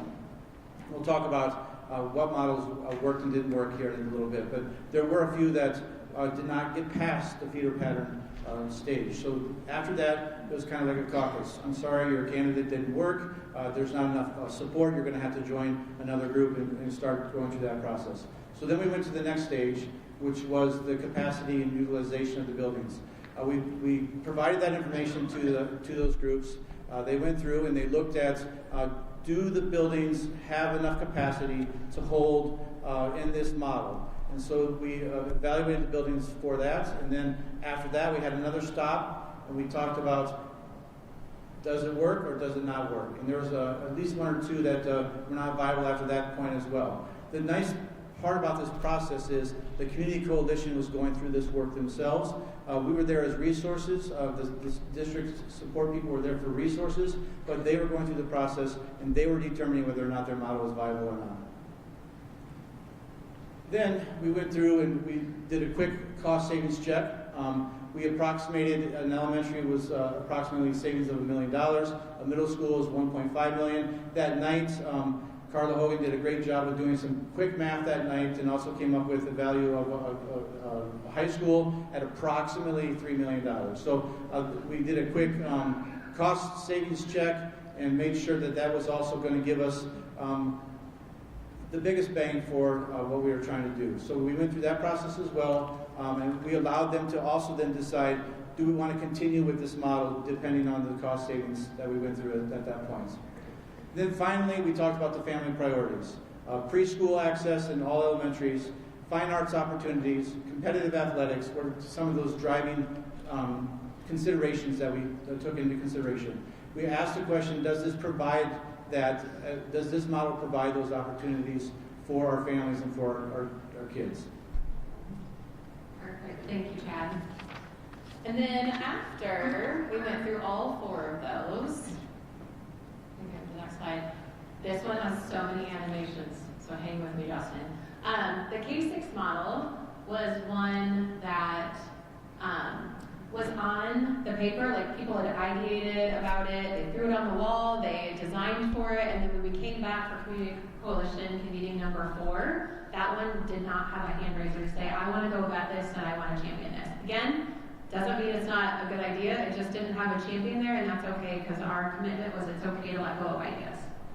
Then next, the cluster model was smaller, tighter grade level bands. That was not viable after our feeder pattern check. And then our 511 model was not viable after the capacity and utilization check. They did kind of hang in there for a little bit longer because they were like right on the cusp of being viable, so they were able to get dot votes at the end. The K-8 model made it through the viability check, and in the end, when it was time to place your dots on a model that you believed would strengthen our district, that didn't receive any dots. So that just shows you kind of where the models fell out during that convening. As I said just a second ago, each participant got 2 dots. They could spend them how they chose. They could put them both on one or split them up. We had one person only use one of their dots, so they got to choose how they wanted to use them.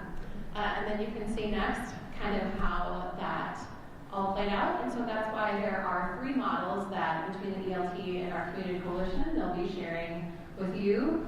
They'll be really showing their work with you and talking to you about that model and the feeder pattern and all the great things that they've thought about to present to you tonight. So with that, we'll turn it over to our first group, which I believe is the intermediate model.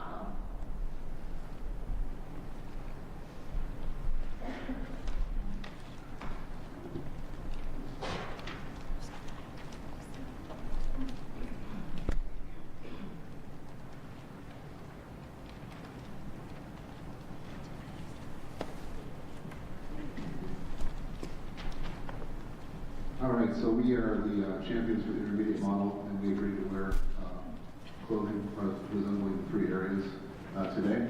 I'm Jason Klein, I'm principal at Kennedy High School, and I'll get us started off here and let everybody introduce themselves as we go. Our plan focuses on the idea of having 5, 6, and then 7, 8 buildings. And 2 options have come out from the conversations that have been had. The first option was the option that was presented earlier, where you had in Area 3, you had an intermediate school that would be outside, well, both of the middle schools and the intermediate school would be outside of the Area 3 geography. But this did give us the opportunity to utilize all of our existing middle schools for that 5, 6, and 7, 8 buildings, and required less reconfiguration of existing buildings in order to do that. It resulted in the closing of Wright, CRA, Cleveland, Nixon, Pierce, and Truman. And Johnson was asterisked on both plans as a possible keep or remove, and we'll talk a little bit about capacity and how that might play out in making decisions down the road.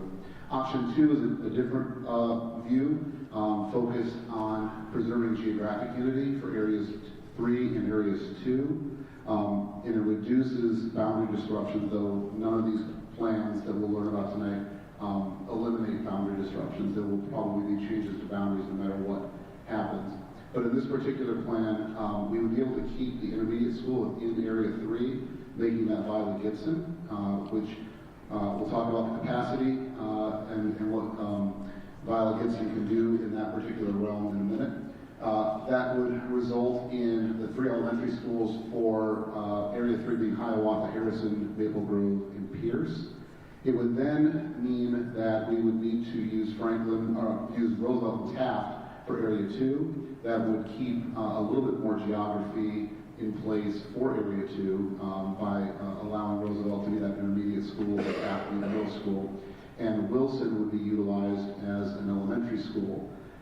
That would result in the change of what schools would be closed: Wright, CRA, Cleveland, Grant, Nixon, and Truman. And again, Johnson is asterisk up there, might or might not, depending on what the board would decide to do down the road. Again, these 2 different options can be played with a variety of different ways, but does give a little bit more flexibility and both have benefits and drawbacks.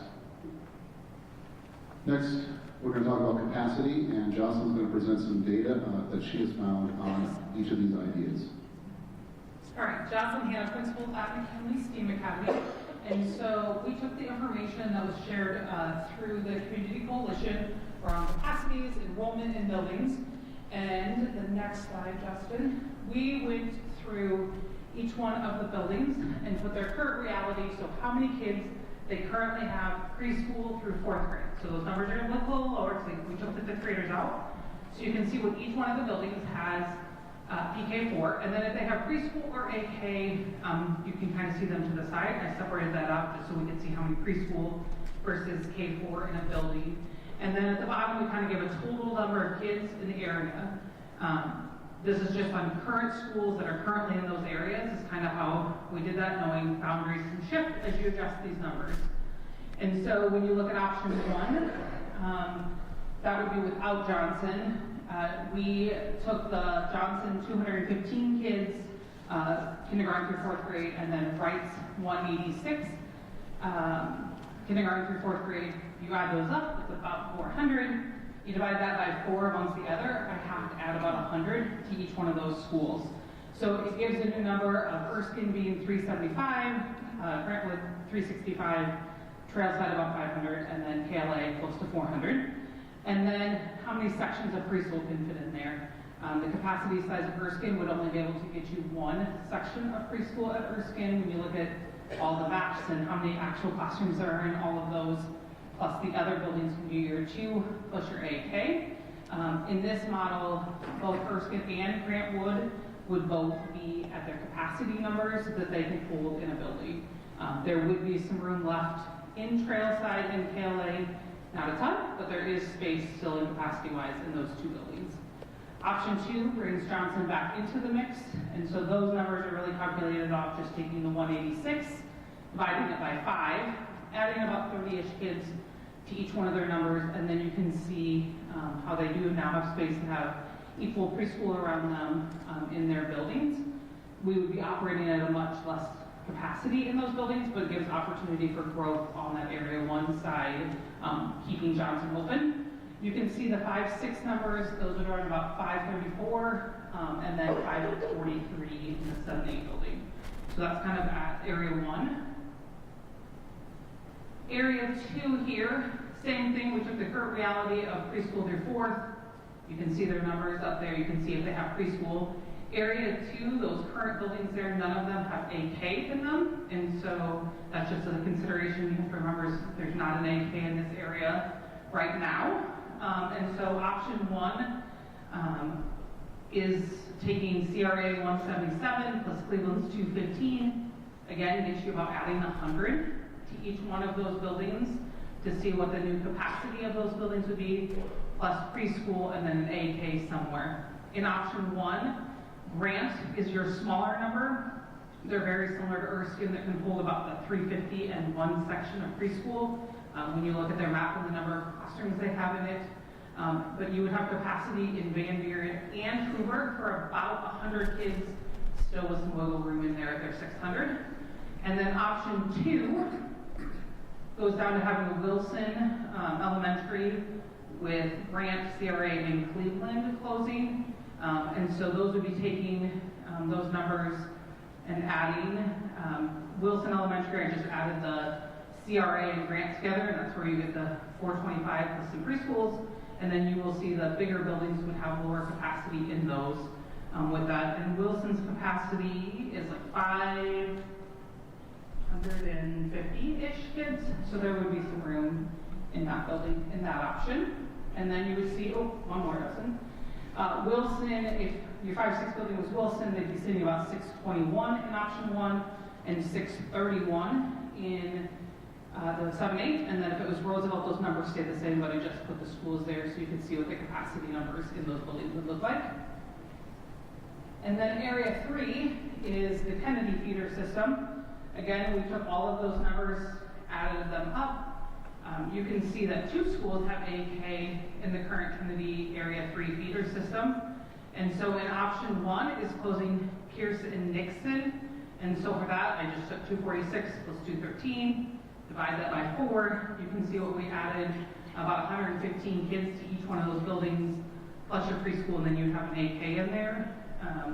Those buildings would be getting closer to capacity, but still some room in option 1 for movement. Option 2 leaves Pierce open, moves Gibson down to a 5-6 building, and then you see those new numbers. So in option 2, I have to take the 404 plus 213, like 600 in some kids that I have to now divide amongst 4 buildings. Pierce is about that 350 when you look at their map, so they can do a 3-section building plus 1 preschool room, still leaving some classrooms for special ed and those available within the space. So similar to your Erskine and your Grant. And then you would see Maple Grove would move up to 580, plus 1 preschool would fit in there because their capacity is about 600. Hiawatha is 450 with 2 preschools, would be pushing them at 500, which would be close to their capacity as well. And then Harrison would have 525 if you have 2 preschools and 1 AK, that also will be getting them close to their capacity of 600. So in option 2, you really maxed out the capacity in the buildings with that. Gibson is your other one. 736 is very high. I think there was some figuring in the Community Coalition around the 600. 736 would mean some very 28 to 30 class sizes. The space is there, but it would be very tight. But knowing boundaries could be shifted and kids could be shifted to the others, depending on what those lines are, you would have some numbers that you could shift there.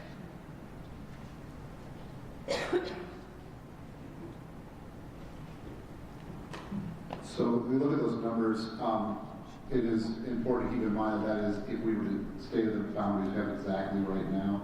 So obviously, as we said before, all of these plans would require probably some evaluation of boundaries, shifting some more than others, but we do believe the option 2 gives us a little bit more of an opportunity to minimize those boundary shifts. Both of these plans close 6 elementary schools in the end, so that would result in $6 million approximately in savings. A pretty common thread that we're seeing in all these different plans that we'll be talking about tonight. Next, we're going to talk about family priorities and whether these particular programs or these particular plans meet those priorities, and Connor's going to talk a little bit about that. All right. I'm going to talk a little bit about preschool here. We've heard clearly from the community that preschool needs to be back in our elementary, so that is what we're trying to do here, make preschools available in every single elementary. We've heard that loud and clear. We also know, and I've had multiple families tell me that that's why they stayed at Cleveland. I'm the principal at Cleveland Elementary, and multiple parents have said they're permitted into our building, and they stayed there because they went there as preschoolers. So I think it's a great way to retain students in our elementaries. They start in CRCSD, they stay in CRCSD. So I would love to see those preschools back in the elementaries any way we can. Fine arts, we heard Storm Ziegler talk about how the fine arts are excited about the intermediate model. It creates that equity across the district, more programming, starting at the 5th grade level. I think about my experience starting band in 5th grade and how great that would be for all students in our district. It stabilizes the viability of all those offerings. So if we have 5, 6 buildings, 7, 8 buildings, we're going to be able to offer all of those things across all buildings: band, choir, orchestra, whatever we can provide, give students more opportunities at a younger level. I really like the idea of starting that band at 5th grade. We don't have a solid plan yet. We don't know if we're moving forward, but the opportunity for students to start earlier will create that success as they go through the feeder program. It also gives that equitability across all 3 feeders. So we're not trying to steal from this school, this kid's going to that school. So it would be great to have that feeder system, and for the fine arts and athletics. Brian White talked about this tonight. Allow students to engage in sports at an earlier age, whether it's going to be intramurals at the 5-6 or whether we're going to compete against the schools within the city. We don't know yet, but it's a great opportunity. Brian White tonight talked a little bit about, in his statement, about how coaches could work down their feeder system. So they could really work with those coaches. And as a former coach myself who coached at Cedar Rapids Jefferson, I know what it was like to have those Blue Devils for softball players. So we want to get that going again, where we have true feeders. We have those junior Jayhawks, those junior Cougars, and those junior Warriors, getting in those feeder systems, so we can have that for athletics as well. Next up is the research. Oh, I'm sorry. I'm just going to, Dr. Carl Rolls from Jefferson, to tag on to some of that equity stuff, as Storm alluded to with the staffing efficiencies. Emily Barnes, our general music content lead, spent the time to look at our music staffing across the district, and she figured that we have about 43.75 FTE of music teachers across the district. And if we went to this proposed intermediate model, we could staff every building with a full-time specialist in each area with 45 FTE. And then we already have the existing equipment that we would need to teach the students. That does mean the general music teacher is teaching choir in our 5-6 intermediate buildings at 45 FTE. And to split that job apart into a general music and a choral specialist would mean that, like, district-wide only going to 48 FTE. So, like, we are almost there of what we can really provide. And when we first heard of this intermediate model, we were really kind of shocked because it could alleviate, I estimate, just with no information really, like 9 out of the 10 problems that we've been bringing and discussing with you since July and with the district personnel in those meetings. So it really has the potential to shift us in a really positive direction. But then equalizing that FTE and enrollment and job duties would mean greater equity to additional opportunities, whether that's honor bands, honor ensembles, small group instruction, leadership and performance opportunities. Those become more equitable across the district as well. Into the research slide, Jeremy Earnhardt has been doing a lot of writing on what higher fine arts enrollment means when it comes to staffing, especially at the high school level. Large ensembles are designed to absorb a lot of students without necessarily adding staff at the same pace. So we could easily take on another 20, 40, 60, 80 students with our existing staffing. And so that means you have more students who are fulfilling elective requirements, especially as our freshmen and sophomores are required to do 7 of 8. And then students who are in marching band and show choir then can also get their PE requirement waived per the state accommodation. So they are killing 2 birds with 1 stone, which creates more efficiency in the system. It also alleviates some pressure that our PE teachers face of having to get every student in the entire building. And then it also alleviates pressure in creating additional, like, lower enrollment electives that students would need in order to fill those requirements. And so we absorb complexity in scheduling. It adds a little more flexibility to the master schedules. And as alluded to, the true feeders would allow more vertical collaboration through our fine arts programs. I would love to be able to work straight down to the beginning band of blue.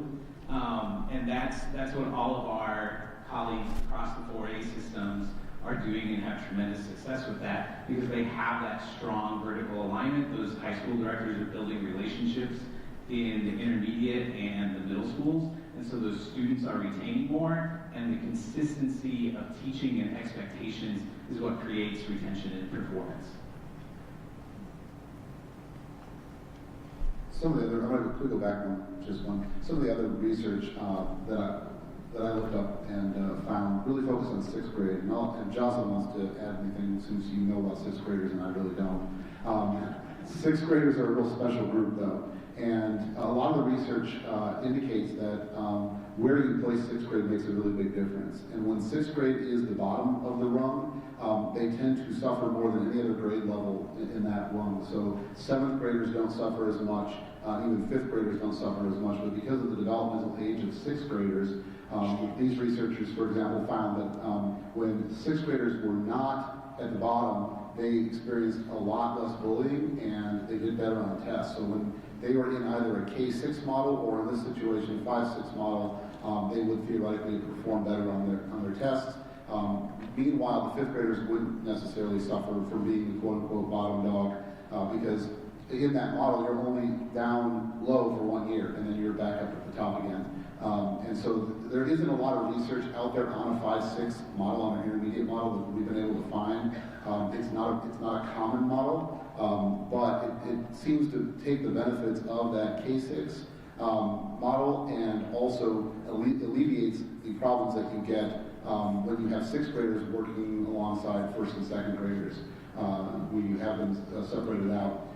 The other thing is that most of the research shows that being exposed to older behavior is not good for kids that age group when you're talking about 11 to 12-year-olds, and that they are not mature enough to process those things, and so they fit better with that fifth grade group, or they fit better if you have to choose between the two with the younger students than they do with the older students. I don't know if there's anything you'd like to contribute to that, Jocelyn, from your experience. I think the transition to middle school from elementary, they're used to, in most schools, staying in their little cohort of kids or teachers. They go out for specials. In middle school, we kind of throw them into, you have 8 transitions now, and you're trying different methods to help them with those transitions, and now 7, 8 different teachers' personalities throughout the day.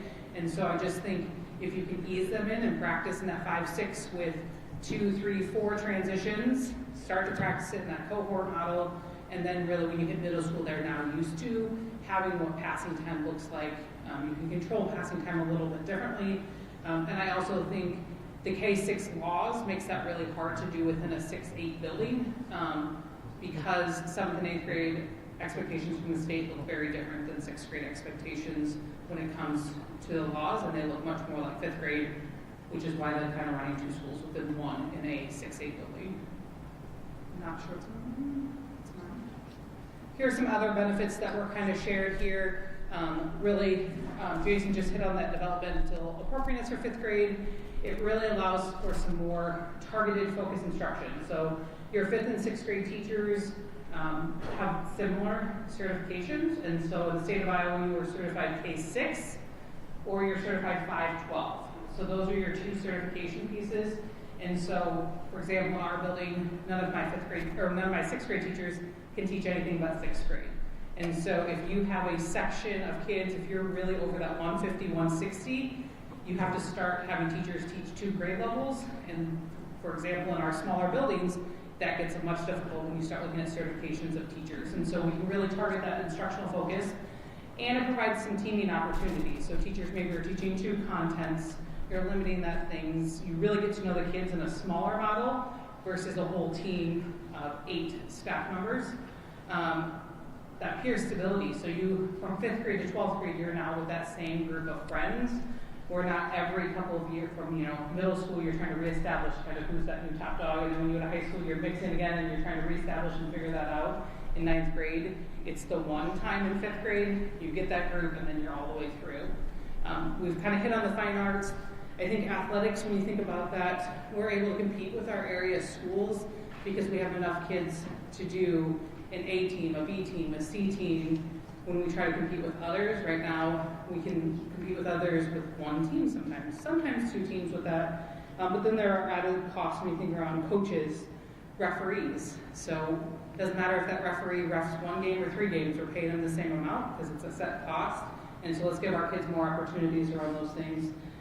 uniforms, facilities, all that comes in there with cost savings and providing those opportunities for kids that we're doing across 6 buildings, and we could really target that within 3. I think you can really target that behavioral, social skills, and expectations with those 5th and 6th graders a little bit differently than your 7th and 8th graders. You really can start that identity and pride, as I talked about. You're a warrior all the way through, a Jayhawk or a Cougar, so they know that, and you can really build that feeder system. Our resources, right now we have to put an interventionist in 6th grade, and really, because 6th grade has to have intervention based on state law, 7th and 8th grade has to look different, and so how we have to operate those, we can really think about our resources across the board. And then really that elimination of the transition from preschool to kindergarten. We're building their identity from the moment they walk into that school, that they know what school that they're a West Willow student, to build that as well as a junior Jayhawk for that. But we know there are things to consideration, transition dips, staff licensure and how that works, and there are some disruptions to families.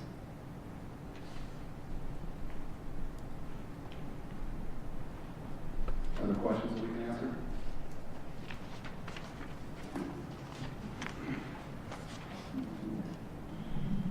You spoke about the benefits around teacher licensure, but it's also on the considerations list. Can you explain that a little bit about why that might be a drawback, the teacher licensure? It's about, I can do it. It's about, I understand it enough at the elementary level. It's about putting 5, 8 together is what the consideration is. 5, 6, we all have the same teacher license. So I'm a K6 certified teacher. So I can teach anything in that building. It doesn't matter. I can teach science, I can teach math, I can teach social studies because I'm K6 certified. Whereas when you're in 7th and 8th, you got to be highly qualified. I can speak to my husband who teaches computer science and he's only K math. So the only thing he can teach in middle school is that computer science class or that math class. So that's the you got to consider, and we're going to have some of both. So it will talk about staffing if we would go to this model and you would have us explore, we would have to talk about how we're going to staff this, because you can't just unilaterally say we're going to put all 6th grade teachers down in 5, 6, because they might not be certified to teach K6. They might be they're 5, 12, or they might only be math or that kind of stuff. So it does take some consideration in how we're going to staff the buildings. And that's important to the fine arts, because one of the greatest things that can assist in growing enrollment or can diminish enrollment immediately is scheduling. And an intermediate model where 5th and 6th are separated from 7th and 8th provides more scheduling support for students to be in those beginning band and orchestra classes and in general music and choir. Whereas if those were all in one building, that would create blocks in the schedule. Also, because of room use, you would have further constrictions on when and how often those groups can be. Thank you so much for the presentation. I know that this has taken an immense amount of additional time, so we really appreciate what you put into this. So we heard a lot tonight about how there was some equitable access issues with courses, programs, numbers of teachers in buildings, specifically Wash having significantly less than the other 2 high schools. So I'm trying to think about this kind of long term when I look at these numbers. The Area 1 feeder, it looks like, has about 200 less kids in each of their 5, 6, and 7, 8 buildings. So as we're just thinking, how we don't want to perpetuate the issue that we already have. These are raw numbers right now. This does not take into border changes. Okay. So we're going to have to change some boundary issues. Like those were raw numbers. Okay. We're not going to put 730 kids in Viola Gibson, right? So we're going to have to, if you would say we're moving forward with the intermediate model, we would have to then go to boundaries and we would have to right size the buildings. Like this is just pure numbers right now. So I don't think we can necessarily say yes or no right now. Yep, and I'm thankful that you kind of touched on the feeder pattern and the boundaries and the timeline around that. So maybe you, as an added question then, what is the timeline of establishing the feeder pattern and then determining boundaries? Do we know how closely those 2 things happen?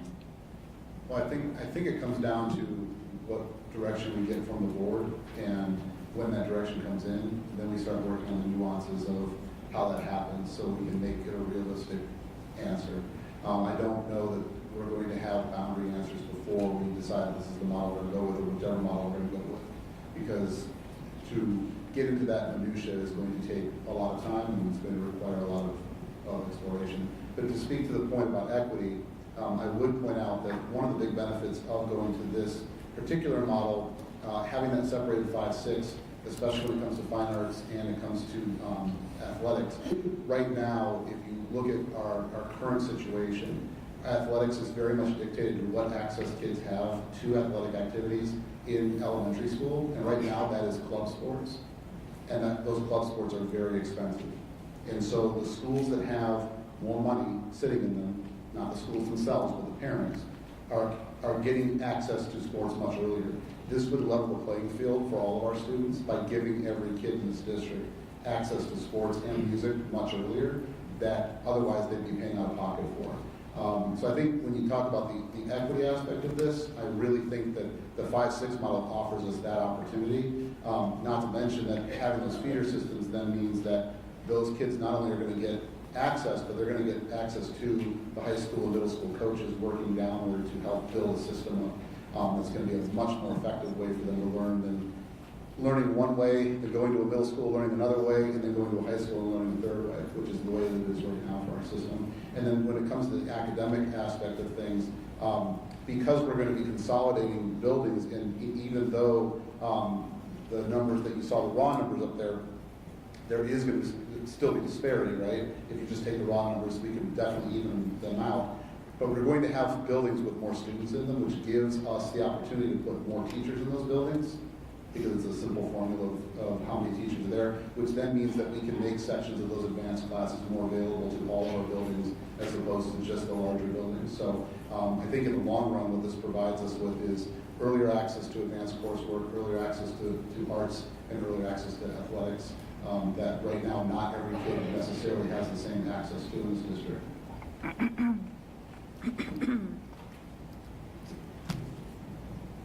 Just before you start to answer your question, I don't have the answer to your question regarding how all this comes together. That would be part of the studying aspect of it. So if we advance a model, if we advance 2 models, whatever that might be, the next steps are to really dig in and have a group study that and figure out the answers to all of those questions.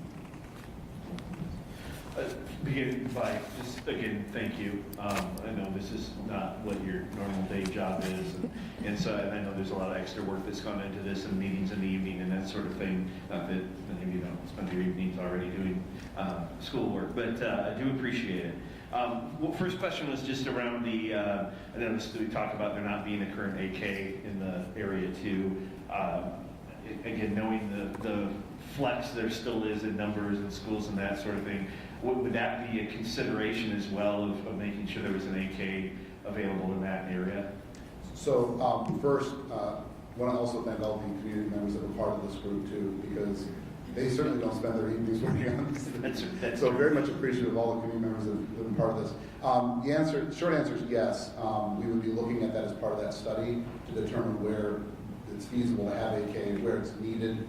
And again, because boundary shifts might happen, the students that move or don't move might change where you need to put AK and where you don't need to have AK.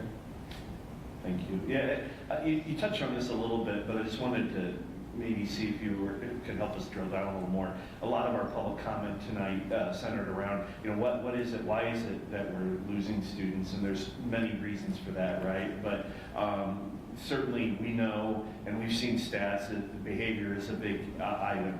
We also know that when it comes to having choice in schools, there are a lot of families with students that have IEPs or special education needs that don't have choices, and the Cedar Rapids Community School District will continue to be their choice. Can you talk to how those pieces fit into this plan and the benefits and maybe the challenges as well of this model in serving those students well?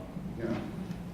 Conrad wants to speak, I can tell. Well, I want to talk a little bit about special education because that's my realm. I think we're going to have to really dig into that in the next steps for special education students and making sure they have the correct opportunities that they deserve. But I will say our special ed model right now does look at the needs of students, and it's not necessarily based on all programming, it's what the student needs. And so we do try to meet the needs of all of our special education staff and students. So we haven't decided, I don't believe, if I'm correct, like if we go into the intermediate model, this school will have this special ed programming, this school will have this, but that will be part of the next step, I believe. So I truly believe that we will take that into consideration. We have programs now in all our buildings, and we support all special education staff. This would also, I want to go back to somebody who talked a little bit about staffing needs and the staffing model. Right now, the way our staffing model works, for example, I'll give my third grade's almost completely at capacity, but we might have a third grade building at, I'm making this up, JSA, so I'm just looking at you. They might only have 14 in there. And so this, by right-sizing I know you don't. But what I'm saying is, but I do know there are buildings, like I'm at 22 in kindergarten, and there are other at 15, right? So by consolidating and going to this K-4 model, we hopefully would address those as well. So I think if this is the model where there's two models we move forward with, special education is going to become the next thing we look at. Behavior, I do believe, moving 5th and 6th grade, they're a unique group. I taught in a 5-6 building. They're a very unique group of children, and I do believe we can focus on their behavior and mental health and drill down farther in this model. I truly believe that. I think it provides the age appropriateness for that 5-6 group especially, but also it allows us to focus on the younger kids with the things that they need as well. The other thing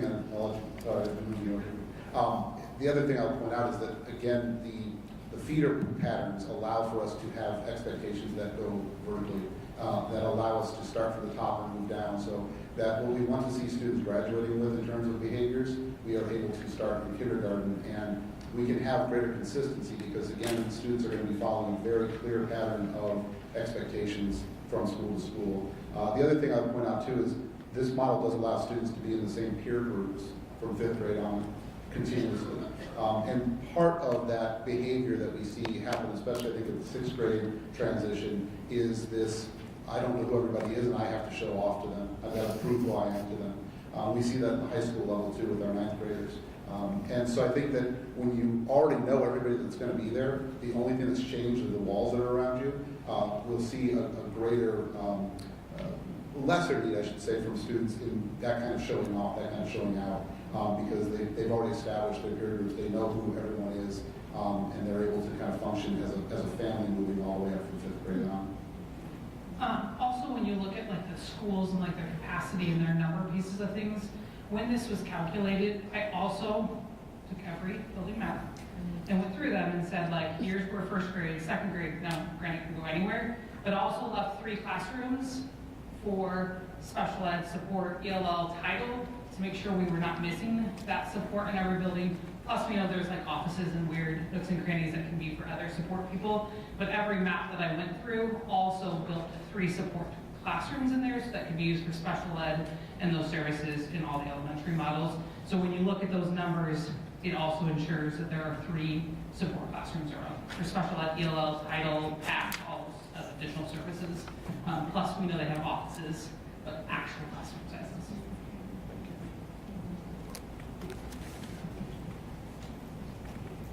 Okay, I was trying to think, a lot of numbers here, a lot of things to crunch. Okay, so I was thinking back to, well, a lot of conversations around kind of what families are looking for, the smaller class sizes, the neighborhood schools that keeps coming up. So in these different models, it looks like, you know, there's an opportunity to potentially save a couple of the schools that are on the chopping block that would allow for that to, because we could have the smaller classes in those scenarios. Am I thinking of this correctly, that with that option, we would then close one of the middle schools and there would be a cost savings there? So instead of the, no.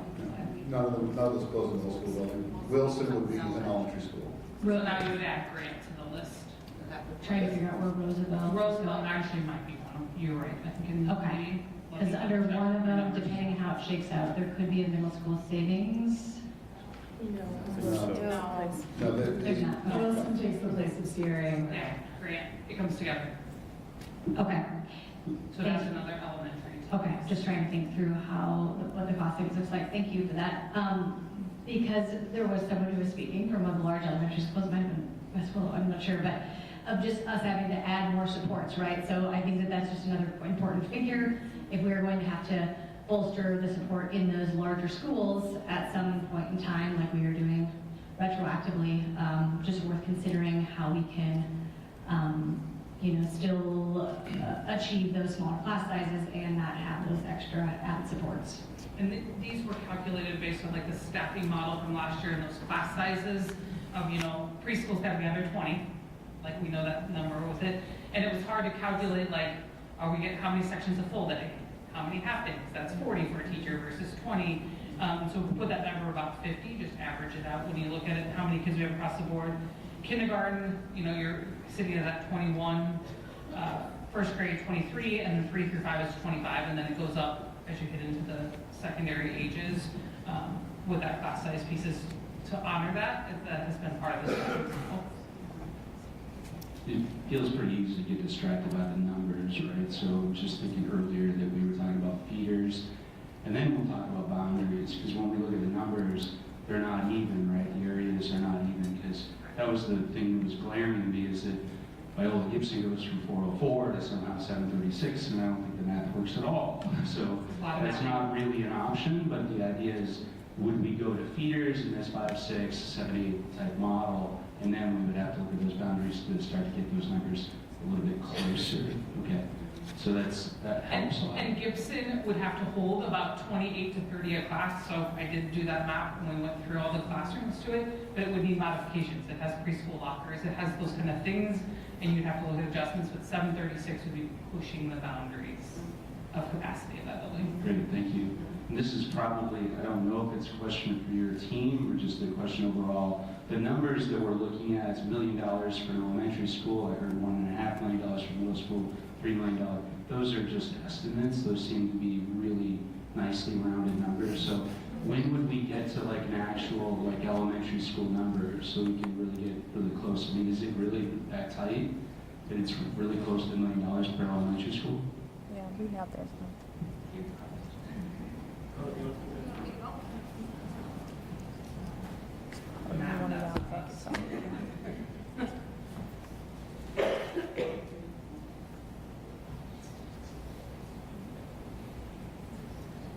Yes, closing an elementary school is about $1 million of savings, and that's because you have, at the size, that's figuring the one per. So guidance counselors, principals, your specials that right now are shared. That's not doing any increase in specials. We did that. We'll do that outside of the model. Secretaries, custodians, all of those costs for an elementary school. Middle school also includes the one purse, but it also includes the coaching, all of our Schedule B contracts for speech, debate, all the things that middle schools have, robotics, and then high schools include sports and all their facilities too in their model. And I think just one piece of clarification, because I think I've heard from the community too, you close a building, you save money, there's changes that happen, right? So then there's increased enrollment in other places. So just want to make sure that we save $1 million by closing school. How much does the cost increase in the other places? And I think that's just the point of clarification that I feel like I'm hearing.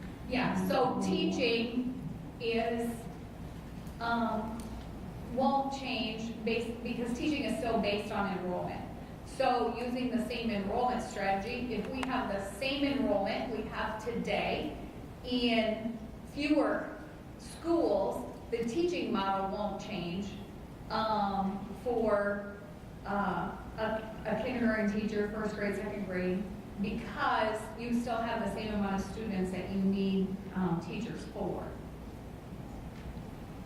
Another point of clarification, we're talking about closing schools, not selling schools. I'm assuming there's costs associated with maintaining these buildings. So maybe you can elaborate on closing and selling. Yeah, and so we haven't talked at all about what to do with the buildings that are closed. That will come later. I have a question that might be for Chad. It's more of a pondering, but I noticed that in this model, it looks like we're shifting middle schools down to the elementary at the 5-6. And I'm just wondering, have we or could we perhaps look at shifting elementaries up like you did with Gibson, for example? Like Area 2 and Area 1, is there a potential that a larger elementary could be looked at as a 5-6? And close our middle schools? Yes. Yes, there's potential for that. I think we would have to take a look at the number of students that are in those buildings, whether or not we have enough classrooms. When you start to talk about a 5-6 building, you're really talking about teaching those in quads or pairs, because in a 5-6 model, you think about having 4 teachers, usually 2 teachers would teach science, math, and the other one would be English, social studies, something like that. Then there would be some change in the classroom. So it's really the number of classrooms in a building, not necessarily the number of students in a building, and having X amount of students in a class. Does that make sense what I'm saying? So you kind of got to have the appropriate number of classrooms to be able to have a 5-6 building. So we just have to take a look at that. Some of our newer buildings, Hoover, Van Buren, Harrison, they have additional classrooms because pre-K classrooms are part of that plan. So there's 4 section grade levels, K-5, plus the preschool classrooms in those buildings. I think the other thing when we ran the newer buildings for that is that the new ones like West Willow, Maple Grove only have 28 classrooms, and you need 31 if you're going to offer like your choir, band, orchestra. Gibson does have 31 in it, so it was built differently, where the new buildings have a lot of like small like office, Title I teacher, PAC teacher, like smaller spaces, where Gibson actually has the number of classrooms necessary, which is why they went with Gibson on that. Just that's kind of a shift with it. That's a really good point. So those other support services that you need, those bigger classrooms for, if you're going to do orchestra, in addition to band and that type of stuff. I also think it's a little bit of a preschool concern because our newer buildings, like West Willow and Maple Grove, they were built for preschool to be in there. And so you've got the playground, you've got the thing already built. So I think preschool is also a concern if you would say for some reason they could fit a 5-6. I mean, they're already made for preschool. And our buildings, the ones that we're building right now, Hoover, Van Buren, and Harrison, are far enough along in the design process that it would take significant changes and probably significant investment to be able to change where we're at. We're pouring footings and foundations as we speak, so it would take a lot of investment to change those footprints of those buildings right now. I was looking at the dots on these pages of the Community Coalition and the model they were looking to endorse. Looks like this does have the most support there. You know, I truly believe if staff are behind the model, parents will follow.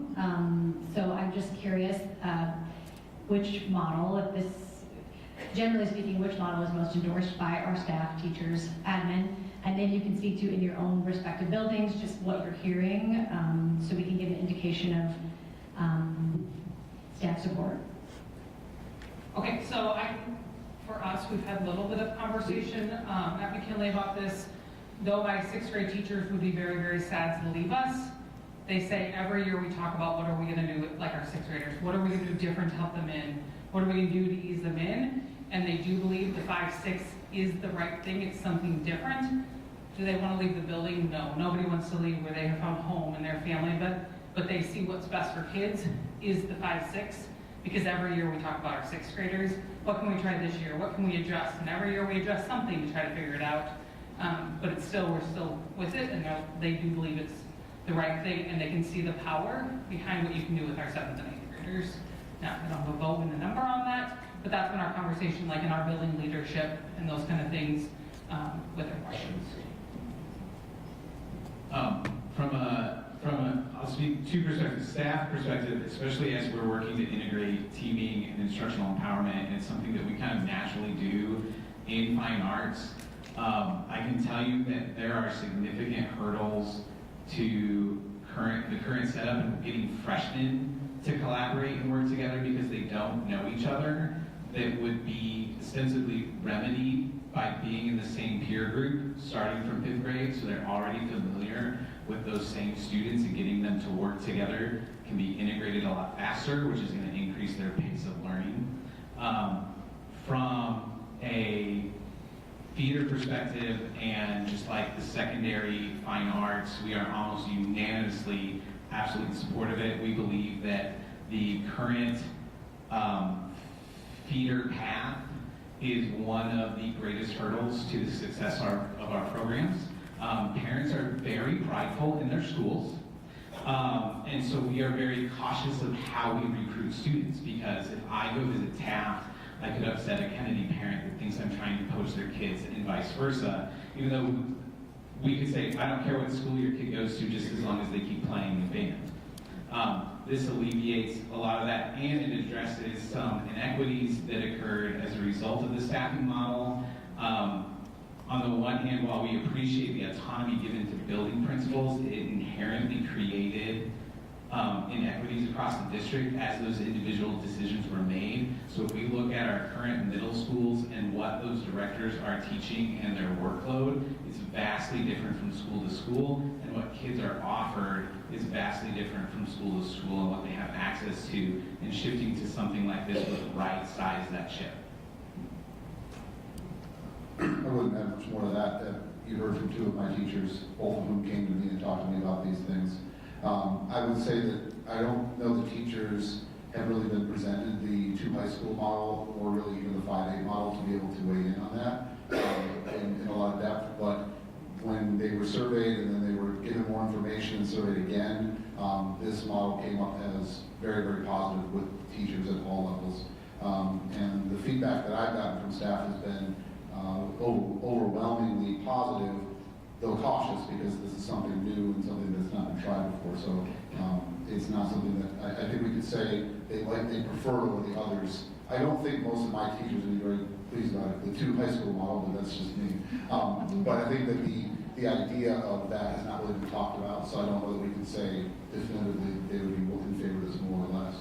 I appreciate those sentiments and just sharing, because several alluded in public comment to the 70% of the survey where parents, community members were interested in this model. Then once the closures were presented, that might have shifted. So I'd be curious as we kind of roll out these models and we dig in further and better understand them, just where our staff is falling and if we see a significant change in that. So We need to ask us again then. Thank you. I would like us to move to the next model at this point in time, if the board is okay with that. Thank you for presenting.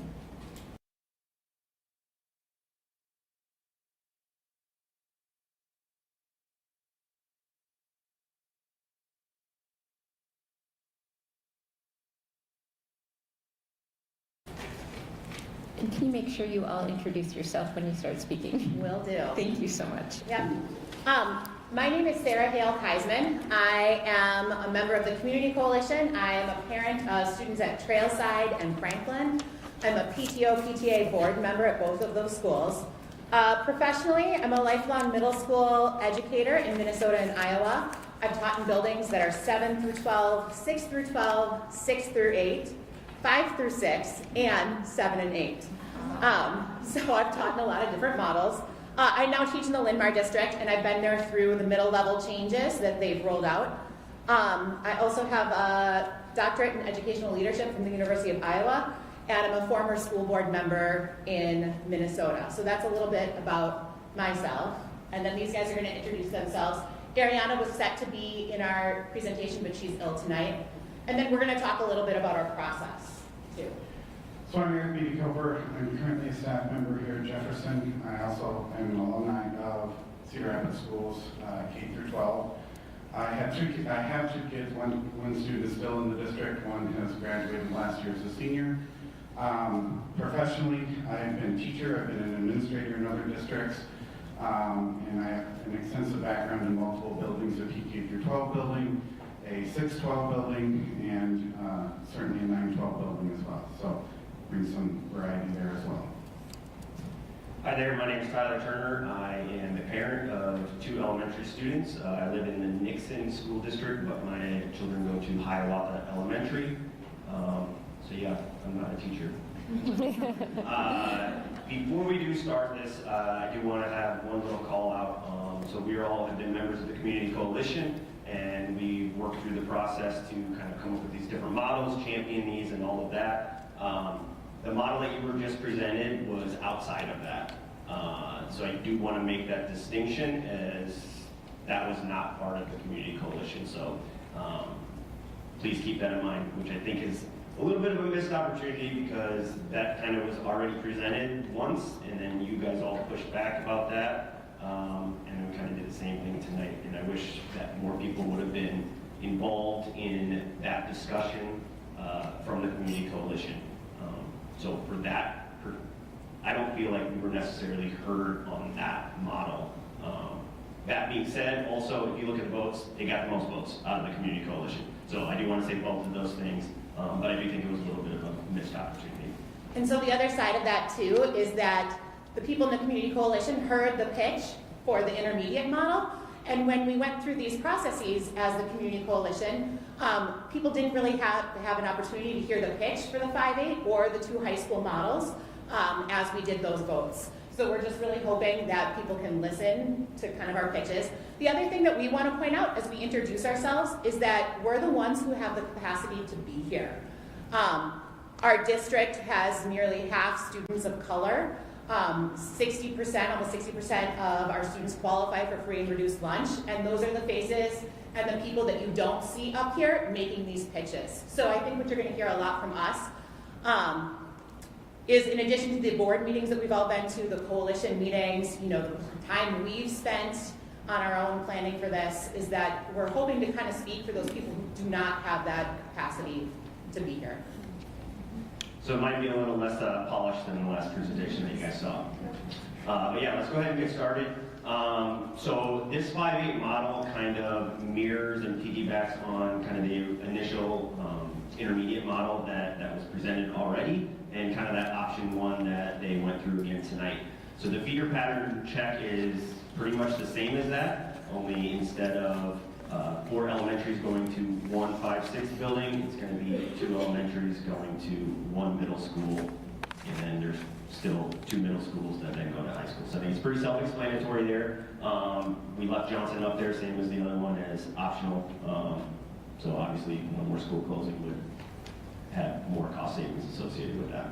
The other thing to note too is that areas 2 and 3 have those elementaries that are big elementaries, and area 1 only has trail side. So when you look at numbers, there really probably is the need to throw Johnson in there to balance those numbers out. Okay, so same thing with the capacity and utilization. So again, we're just piggybacking on the numbers that were already ran and presented back on the 12th. So I don't really want to go into too much depth on that. We didn't go into every classroom. I don't have all that information. We also spent 2 hours on a Zoom meeting yesterday, and that was it. So I don't have all of that, but if you look at the total capacity for the 5-8 level, the TK4 level, and the 9-12 level, it's greater than the enrollment within the district, which again is going to create the whole realigning the boundaries to make those numbers work, but on paper, they do work. Yeah, I think you can go to the next one. Again, we're just going to breeze through these first ones. So the closings are kind of the same. So the same 6 schools are kind of earmarked there, with Johnson being an additional option. But one thing where this differentiates from the intermediate model is there would be some savings on the transportation costs, because you now have kids that are not traveling to the other side of their area. So like if you look at me, I live in Robbins. I'm a long ways away from Roosevelt or Taft or wherever that might be for my children. That would probably mean maybe, depending on where the boundaries are, which could definitely change all of this, you're not driving as far from middle school. So that's going to cut down on transportation costs there compared to the intermediate model. Okay, I think we're ready for the next one. In this particular model, very similar to what you heard in the first presentation, Our model does allow K through 4 buildings, so we would have a preschool in each building. The other thing that we are also in favor of is the 5th grade fine arts activities in these buildings. You would have the staff already in the building, being a 5 through 8 building. You would still take advantage of that and allowing 5th grade to be in band, choir, orchestra, and some of those things as well to be able to start early. The biggest thing with athletics is some schools have enough kids to have more than one team. Some schools don't have enough to have one team. This allows you to take advantage of both things and potentially have schedules to meet those kids. Certainly, we're in favor of everybody being able to participate. So if there's not enough at a particular 5th grade building for them to compete at, we're going to combine with their other near middle school. But if a particular middle school has enough teams and both of them have enough teams, you now have two schools that have players that are able to participate at the high level, medium level, whatever that case may be. So you still have the feeder system pipeline for the athletics. We still get that with this. But the other thing is we get a lot more flexibility to where you don't have kids potentially, if they're not on the 1st or 2nd team, it's harder for those kids to show up. You have more 1st and 2nd teams at that middle school level for them to participate. So those family priorities are present within this building model. And those neighborhood schools also encourage, when they're closer, kids can get to and from those activities a lot easier than if they're traveling clear across the district. When we look at this model, the big lens that we look at is through the lens of equity and the lens of behavior. Those are two things that we've heard a lot about tonight. We heard a lot about equity tonight. And we all kind of know that behavior is the big white elephant in the room because that's a big issue with our district. So when you look at the research shows that multiple school transitions are associated with decreases in self-esteem, grades, test scores, engagement, and attendance, and along with increases in disciplinary infractions and suspensions.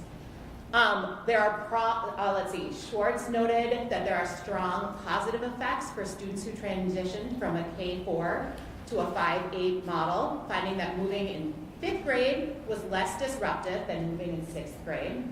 So some specific research pertaining to this model. People have mentioned that transition dip, the lower academic achievement, but in particular for minority groups, for low-income students, and these same students are the ones who have difficulties making up those losses in subsequent years. When we look at what we're doing, we know we need to consolidate schools at the elementary level. There's also that stage 2 of that students are transitioning. They're already going to be transitioning at the middle or at the elementary level as those schools consolidate. So that's even, a kind of an extra transition that we're throwing in as we look at these things. They found that student achievement in middle grades is higher when they attend schools with a wider grade span configuration. And kind of the kicker for me when I was doing this research was it's a research piece presented by Hanover Research for school boards who are looking at grade span configurations. And they declared after doing this whole review of the research that intermediate schools are not beneficial for 5th and 6th grade students. Just again, really want to hit those lens of equity and behavior as we look at those things. So we kind of split up these, so we're going to pass the microphone around on this, but some of the pros, we're going to roll through those preschool and all elementaries, okay? That was one of the big things. We already kind of talked about this, but reducing the number of building transitions for a student. Once you get there in 5th grade, you're going to be with that same staff. You're going to be with that same group as one part of the school transitions out, but 2/3 of the other grades will be with you at the same time. So it just reduces those transitions and you don't have as many of those. This model works on continuing those trusted adult relationships during that time of physical and emotional changes that all of our adolescents, all of our middle schoolers are going through. So just a really key part of growing up. The music ensembles, you're able to start in 5th grade. That's certainly a pro. It's what everybody's been wanting and in terms of the district for some time now. This allows you to do that.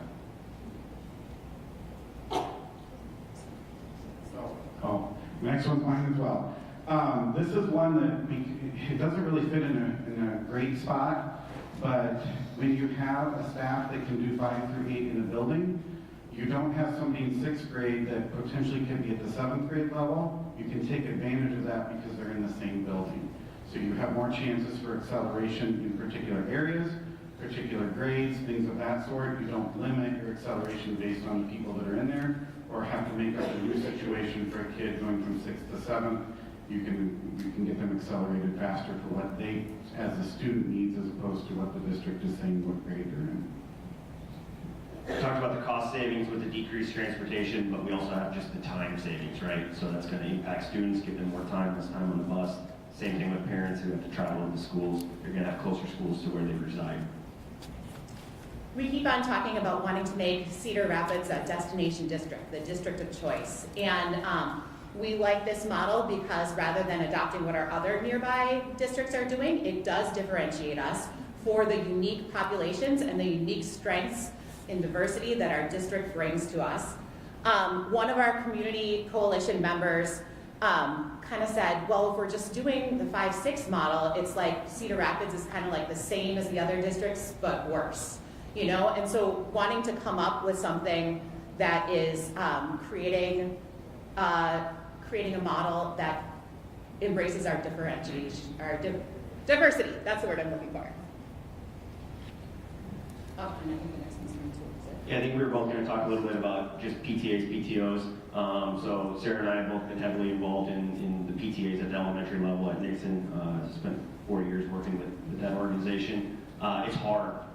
Okay, I think people here that have been involved in it, it's hard. It's hard, like the first year, couple years that we were in it, was like, can we exist? Can we exist? Okay, yes. Can we do a little bit better each year? It's really hard to get people involved in that. Going to like the 5-6 building, I don't know if it's going to exist because you got people moving in and out, you got parents graduating, you know, you might have students that back-to-back students where you might have a parent who's going to be there for more than 2 years. But to expect somebody to come in and be a part of the PTA for 2 years and get up to speed, like I was a treasurer, and like just to get stuff signed over at the bank takes a year, and then have to do it again. It's going to put a lot of stress on PTAs, and I think it's going to probably just go away. Yeah, at the really 5-6 tough level. to maintain that continuity in parent organizations. Really hard. Even just, you know, as I moved from Trailside to Franklin and trying to see, oh, we've only got 3 years here, where I was like, you know, struggling to keep up when I had kids at Arthur and Trailside, even though I had been there for 6 years on that parent organization. So a couple things with the mentoring role models. I'm going to date myself a little bit. I happened to be the first 6th grade class at McKinley when we transitioned one side of town to a 6th grade before they went district-wide. And I know there's some hesitation in bringing 5th grade to middle school. I've heard it when I've been in the coalition and things of that sort.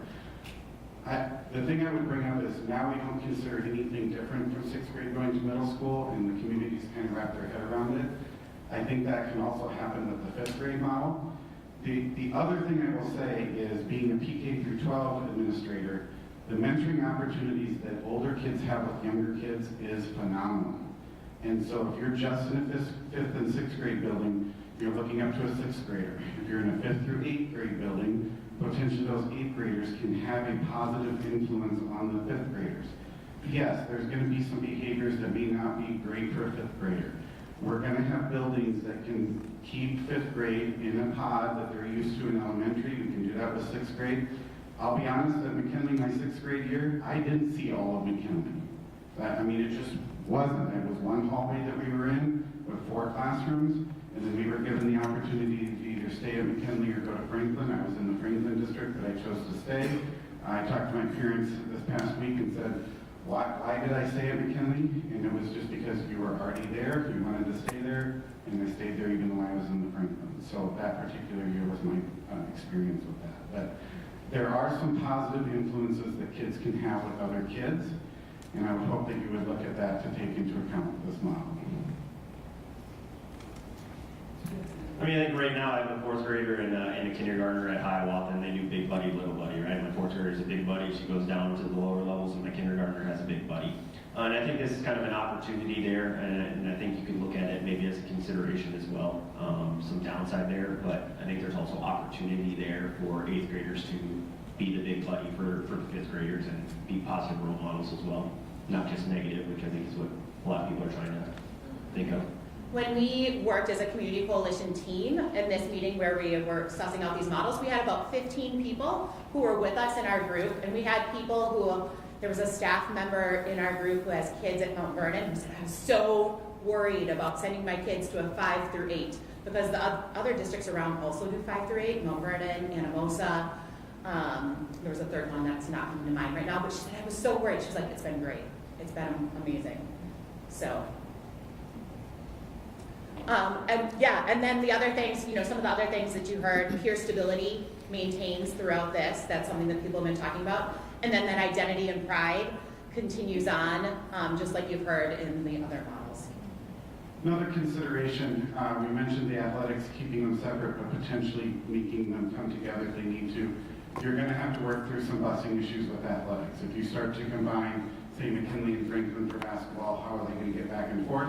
Because they don't have licenses. You don't hit that till your freshman year in college. So there are going to be some issues. Yes, we're going to save on the transportation, not only for the district in terms of getting them to middle school, but parents are going to be driving less, but potentially there's going to be some busing with athletics if a team isn't sustainable at a particular building of this size.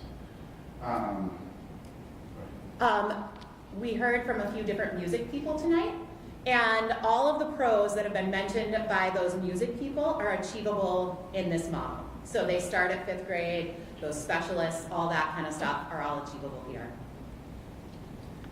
So one consideration, you guys kind of talked about this and asked some questions around special education in middle school. I think this is a consideration because I don't know what the capacity is for each of the different programs, but if you look at level 2 and level 3, this could be something that we need to kind of get into of like how many schools are actually going to have these programs. So this could be a pro depending on how many it is, because if you wanted to stay with the feeder model, if you had 3 elementaries that had these programs and 3 middle schools that had these programs, and then they could all feed into their high schools still. So you could keep that peer group all the way through instead of bouncing between the different areas. But that's going to be dictated on numbers, which I don't know what those are. So another consideration, the TLCs, obviously if we're splitting up 6th grade teachers into multiple buildings, there's a potential that they might have to meet across buildings. The one thing I would say is hopefully we're doing that anyway because we're wanting to have all the 6th grade together, whether we're in separate buildings or not, but there might be some challenging scheduling things that might be aware of. And then recently the state of Iowa changed from the roof model in terms of what you're certified and what's in your building to specifically you have to be K through 6 and potentially 5 through 12. That's an issue, but at the same time, you're already looking at potentially 5th grade starting that model of switching rooms, not doing it full time. That brings the 5 through 12 teacher that could potentially fill in the gap if you need to, or that K through 6 teacher that can certainly do everything like we've talked about in the past. So there is some, with any of these models, you're dealing with a licensure issue, but there's some creative things that you can do even with the new situations where 5 through 12 and K through 6 can only do those things but still be content oriented. You would have potentially with a 5 through 12 science person as a science teacher, you would have a 5th grade science teacher teaching science. That is an option to you, and currently right now the 5th grade, you're not going to put a 5th grade science teacher that's only 5 through 12 certified in your elementary per se. You could, but it's not really a viable option in our current elementaries. So I think we're ready for questions.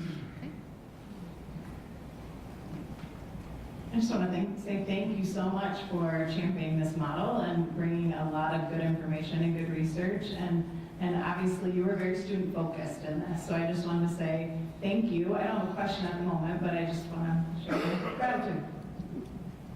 I agree. All familiar faces. Thank you for the time you put in. I know similar to what we were saying about educators, you're also out there crunching numbers, doing the things, and you clearly have a lot of experience and expertise between the 3 of you. So I'm going back to that because this is the thing I heard most about developmentally, 5th graders, 8th graders being on kind of different extremes there. Those big age gaps that you have potential for bullying or some other social emotional tensions.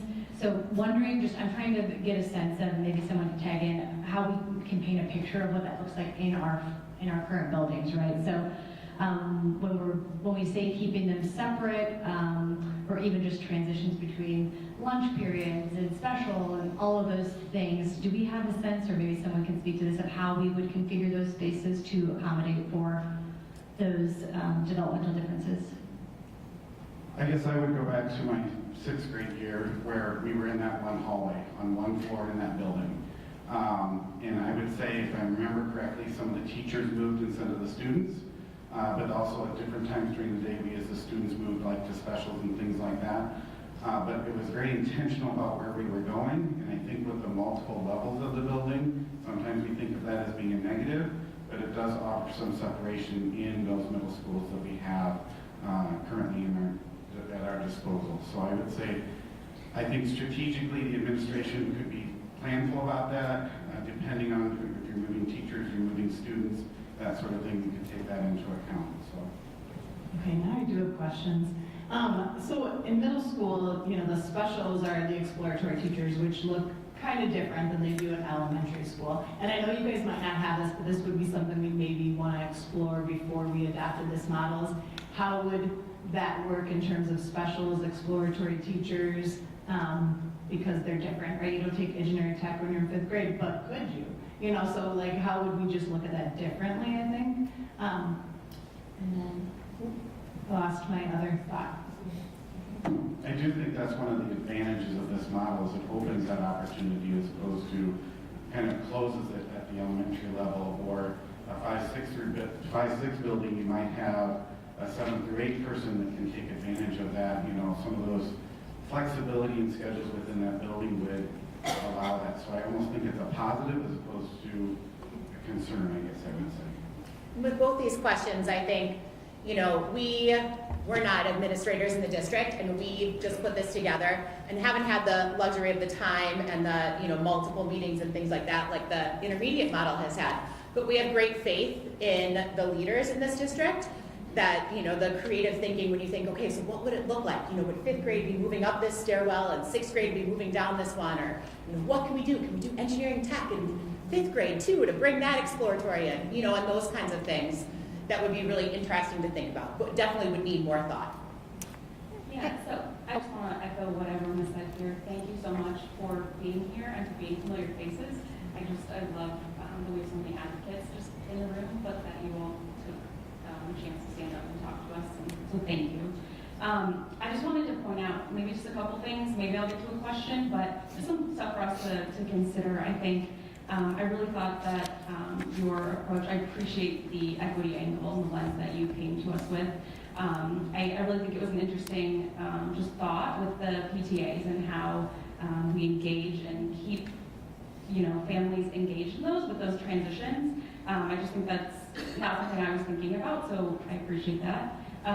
The other thing too is those opportunities for acceleration. I can think about, some of us who were, when we were kids, taking those advanced level classes, what that looks like and how that structure is available for maybe those gifted students as well. So first of all, I guess I just want to say thank you, but as a board, that focus, that lens being on student achievement, I guess the one thing I would ask of each of you is if you had to say one thing that you think about this model, particularly that would be most advantageous for improving student achievement, what would you say? I guess for me, it would be the ability to have role models within the building. I mean, I think the best influence you can have is a peer, or potentially a peer that you meet. And I think that's something that in this model, if we don't leverage, we're not going to be as successful as we could be. So I'm going to go back to some of that research and talk about that a little bit more. So when we look at, multiple school transitions and attendance, when you've got, the kids who are currently routed to Johnson and they are going to McKinley, it's in their neighborhood, it's easier for them to get there, they don't have to drive. You look at someone like Tyler's family going from Robbins down to Taft or something like that. So you look at that attendance piece of being more of a neighborhood area. You look at the engagement, those trusted relationships with adults as kids are going through adolescence. When they transition buildings that frequently, it's not only, we've talked a lot about that peer cohort staying together, but also you get into a new building and you're like, what do I do for lunch? Who do I go to if I have a question? Where's the line? Middle schoolers, some of you guys have worked with middle schoolers, you know that middle schoolers are like, where's the line of behavior? How close can I toe before someone's gonna really rein me in, right? And so even if things are aligned 5, 6, 7, 8, you get into those new buildings, and those middle schoolers still bring that up to the line and want to know where those boundaries are. And when those, as we know, when those behaviors happens, that starts to impact the student learning in the classroom. And so I think it's those kinds of things, for me, that are the biggest piece in this model. I'd say like the consistency and the stability of being in a building for 4 years. So same as elementary, kids need the routines, the patterns, and now you're having that from 5 to 8. So yes, the transitions we talked about that, but you have the consistency with your peer group, your friends, but also the staff. I think that's very important to be familiar with what the building's going on, what has going on. Thank you. And then to add to that, like half your building will turn over in these buildings. Let's say 5 and 6 are equally divided. Half your building is going to leave every year, and half the building is going to come in every year. And these 5 through 8 buildings, theoretically, if everything's balanced, I know it's a big if, a quarter of your building comes in and a quarter of your building leaves. The other thing, too, that this model kind of puts together is you kind of maintain those school communities. You maintain a McKinley, a Franklin, a Taft, a Harding, rather than if you're totally flipping over all of those teachers and all of those students, you have an entirely new community to build from scratch.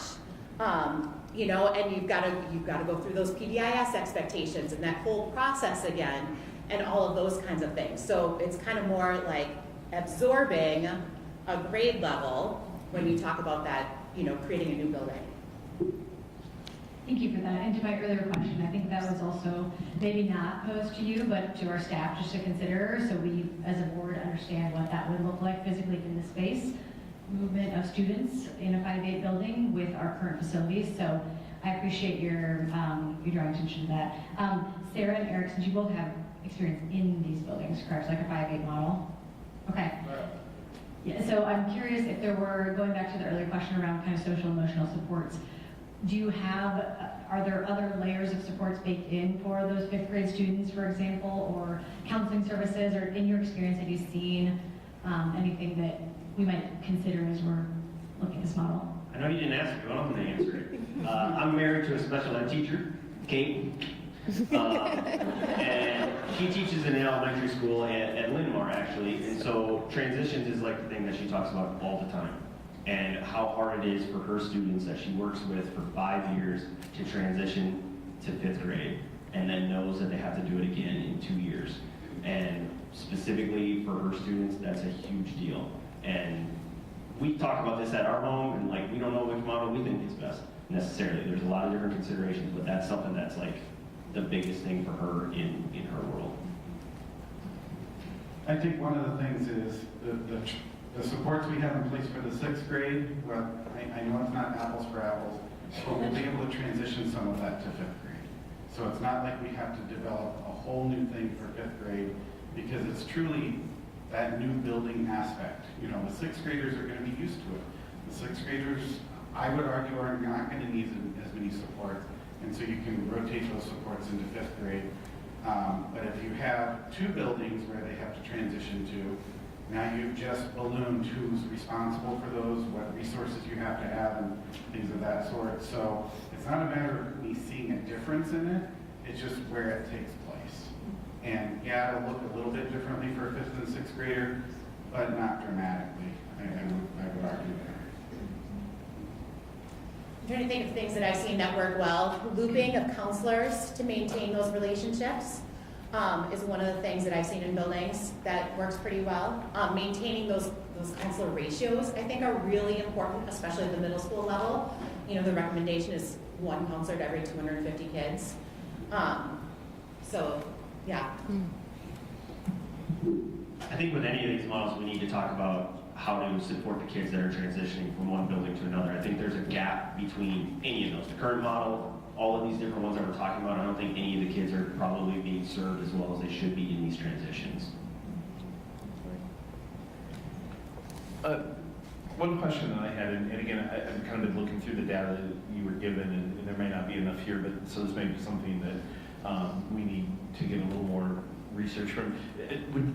Based on the size of the buildings, I'm just thinking, you know, Taft right now is fairly full. I guess I have that in front of me. Taft is 86% full right now. So if we were to add another grade, that likely would require us, and we're talking about redistricting anyway, right? That's on the table. But that would, you know, have some transitions there as well. And I assume, was that part of the conversation that you had in trying to figure this out? That was one of our challenges, is just, you know, we kept coming back to what are the new boundaries going to look like? How does that affect the areas that you're going to serve? And, you know, I would say the response we were given, and it makes sense, once we start to narrow down what we're looking at, then we can get into those numbers. And I think any of these models, with the right distribution of students in terms of the seats in the room and in the rooms and the maps that you saw from the previous presentation, all of those things with the right people can take place. And I think you're going to end up with a model that's going to be sustainable for the population, is what I would say. Appreciate that, Eric. And again, I'll just echo, I appreciate all of the time and effort spent on this. I know, Sarah, appreciate your emails and data there. You had referenced the, let me see if I can find it. It was that the last one on your slide of Hanover. Yeah. Did you get a chance to kind of share, you said it was kind of overwhelming there. Did you have a chance to share kind of what maybe the top 1 or 2 takeaways from that research was? So I kind of went and I looked at first because I was like, oh, so Cedar Rapids wants to do a 5-6 model, right? And so I went there and I started reading that and I was like, oh, this review of the research says that there's really not a research-based case for a 5-6 model. So that's what my big like, oh goodness, you know, and then started looking through it, talking about transitions and behavior. It's a lengthy document, but it was specifically prepared for boards, which I thought was interesting as they're tackling questions like this because we're not the only ones doing this. So just looking at then kind of the next thing I took a look at was the equity issue, because when we look at the districts around us that are doing 5, 6, 7, 8, the populations at Cedar or at College Community and at Linn-Mar are drastically different than the populations that we have here at Cedar Rapids. And so wanting to think, well, what can we do to make our district unique to fit our populations? You know, the parent thing came out of looking at that and some conversations that we had as a PTA and a PTO. But they have a list of questions, like what kinds of questions should you ask when you're looking at adopting a new model? And one of them was in there, how is this going to impact parent involvement? And I was like, yeah. So those were kind of some of my key takeaways as I went and read through that. Thank you, appreciate it. Again, thank you for the effort and time that you put into this particular model and being part of the Community Coalition as well. It's appreciated. I don't have a question because you guys have done such a thorough job of presenting. I just want to echo my appreciation for all of the extra time and energy you put into this. Thank you very much. You did an excellent job. Thank you. We all appreciate the effort that was put into this.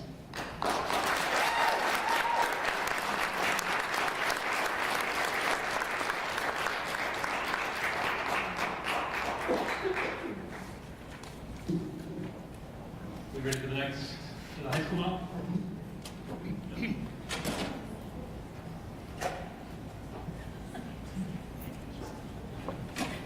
So we're just going to introduce ourselves first, and we recognize that this model is way out there. So it's a model that when I first saw it, I was like, oh, no way.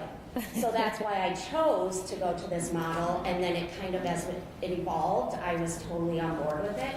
My name is Stacy Jackson, and I have been teaching at Metro for 20 years. I have 4 kids that all graduated from Kennedy. I graduated from Washington. So this is home to me in all aspects. So I try to look at it from a parent lens, an alumni lens, and a teacher lens. I'm Caleb Klaus. I'm the Freshman Academy Lead at Jefferson High School. And before we begin, we just want to acknowledge the time and the effort that was put into all of this, not only by the board, as we're sitting here at almost 9 o'clock in the countless hours, the district and building staff, and then as well as the communities and families and parents. So we just wanted to take a moment to acknowledge and show appreciation for all of that time and effort that was put into all of this, really. All right, next slide. Okay, so as we think of our feeder pattern, we are going to have a true feeder pattern just like the other 2 models. So what we designed was based around the river and Highway 100. So we were already kind of thinking boundary when we were thinking this. So it would be a true east side, west side model. So if you're on the east side of the river, you would be in Area 1. If you're on the west side, you would be in Area 2. And then we looked at, so it would be Viola, Grant Wood, Erskine, Trailside, Kenwood, Hiawatha, and Johnson. And Johnson was a big one that I felt absolutely needs to stay open, just as far as the community aspect.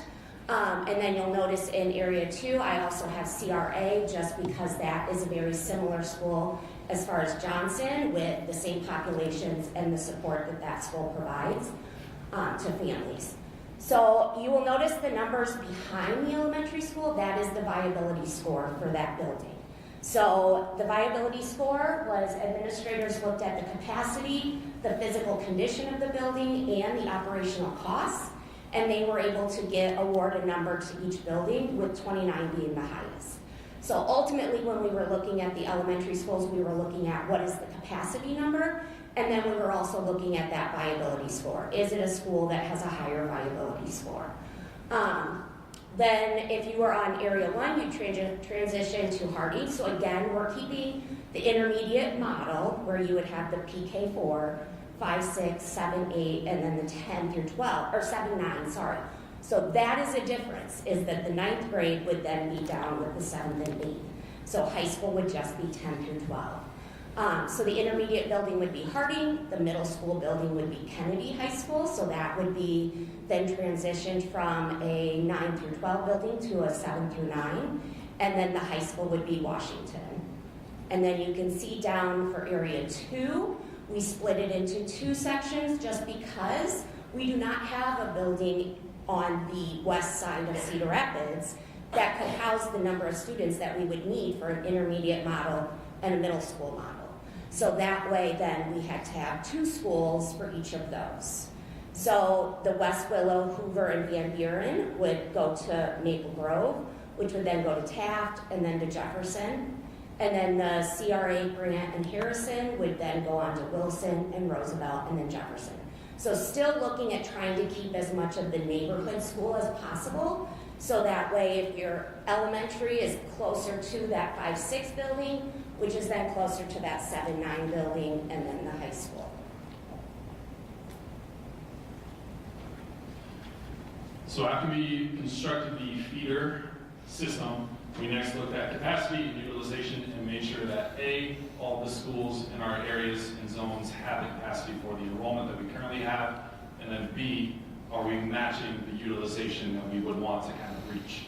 So up on the board, if you take a look, our student enrollment at the top is our current enrollment. And one of our goals with 2 areas is to try to balance the 2 areas as equally as possible. So when you see the target each area number, that's that target number that we were trying to get for capacity for each of the area zones. So when we look at the elementary level, PK through 4, our current enrollment is 6,242, which means our target capacity we would try to reach is 3,121 per area. When you look down the east and the west side for the elementary, you can see for area 1, we have a capacity of 3,365. and Area 2, 3,128. Again, making sure that we are utilizing the building spaces that we have. When you total all of those numbers up and take our total enrollment divided by the total capacity, we're at 95% capacity for PK through 4. Taking the same sort of logic to our intermediate, we would have 1,971 students in our 5 through 6 buildings across the district, equaling 986 each in the 2 areas. Harding with a capacity of 1,038, and then with the 2 schools in the west side area would be 1,146, again reaching that 90% capacity for our intermediate ages. A little bit of context, the only way for this to work for the 2 high school model was by creating that true junior high feeder. So when you see the 9th graders down with the 7th and 8th graders, part of that was for capacity to do the consolidation for the 2 high schools, but then in doing research, which we'll get to a little bit later, there's a lot of data that supports 9th grade success at a junior high level. Moving into the middle schools, again, 7 through 9 total enrollment would be 3,077, roughly 1,539 each area. We achieved that at 91% capacity with the schools that are listed. There was a little bit of confusion with high schools because on the data that we were given, the total enrollment for 10 through 12 was 3,506. When we initially divided that by 2, that's 1,750, which would not match the current capacities for our 2 high schools. When you take into consideration some of our alternative programming, such as Metro, and subtract that out of that population, now we are well within the capacity numbers that we would want to see with Jefferson and Washington. Those numbers also do not include the new construction and the new additions that are going on to both of those buildings, so that capacity would only increase as both of those phases finish up.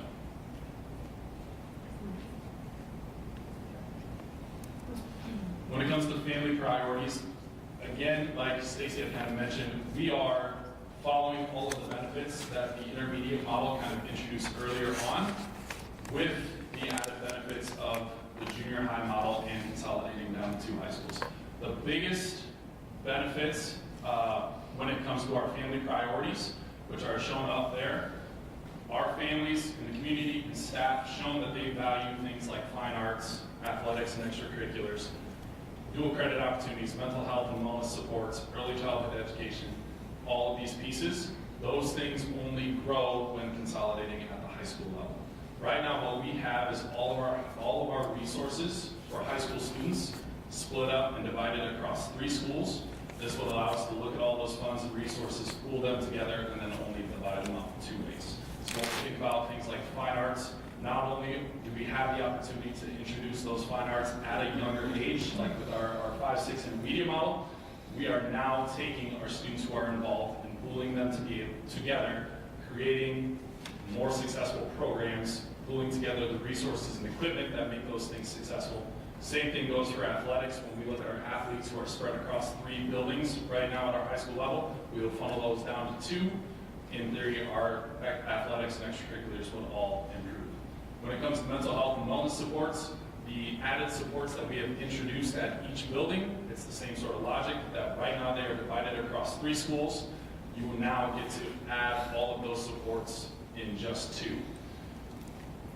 When it comes to the advanced placement, honors, and dual credit, this leads to our elective courses at the high school level that we offer, but the capacity for those classes is extremely low. Due to either qualifications or student interest, we offer elective courses that are just above the cap.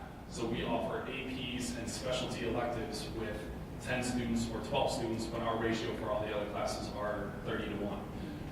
With consolidation, when you think about the numbers across all 3 high schools, you are now pulling together, again, all of those students who have those interests and those considerations. You get to pull together the teachers, and now we are teaching full sections of AP, dual credit, and honors courses, or the specialty electives, which would free up a section for another teacher, free up some staffing elsewhere to hopefully bring down the ratio of 30-to-1 in all of our other classes. All right, so then when we look at the cost savings, we would obviously be closing 5 of our elementary schools. So it would be Wright, Nixon, Truman, Cleveland, and it shouldn't say Madison up there, it says Madison, that should be Pierce. So it would be Pierce, and so that would be 5 elementaries closing. On this model, we would also have Franklin and McKinley that could close. Now again, these are just like suggestions. So there is a lot of room to wiggle and figure out different configurations if need be, but those 2 would close, which would be $3 million in savings. And then obviously there's additional savings in the sense that, like, thinking about ELSC staff, we wouldn't have to staff 3 areas, we would just have to staff 2 areas. Kennedy could also be converted to would be converted to a 7-9, which Chad had shared would be saving money as well. So moving from a high school to a 7-9 building, that saves. So really we're looking at $8 million plus. And to expand on that, that is mostly due to building utilization. When we think about high schools and athletics and events, they're running until 9 o'clock, 10 o'clock at night, when most middle school events end at 5 or 6. You know, with Kennedy having the pool, that would be an option to utilize, which I know is a huge use of energy and electricity. There would be options there to consolidate additional savings by converting Kennedy to a middle school. Okay, and then when we got to looking at the research, so the research that the intermediate model shared was basically talking about, like, looking at the 5th grade and should they be in the elementary, should they be that whole thing, and 6th grade.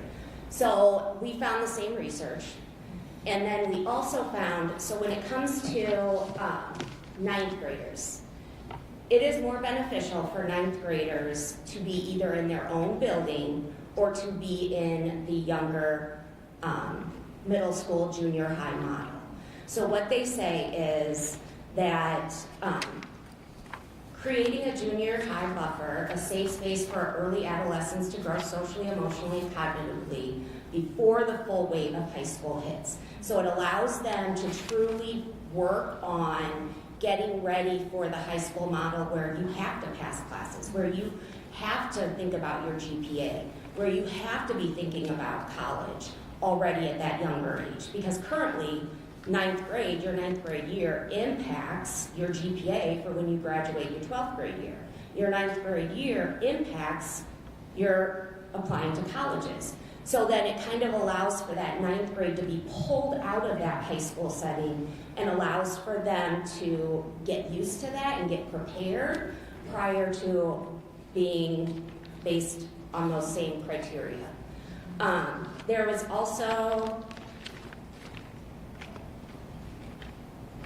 it also said that a study by Duke University found that the 6th graders, so going back to 6th grade, who moved to middle school faced more behavioral problems and lower achievement.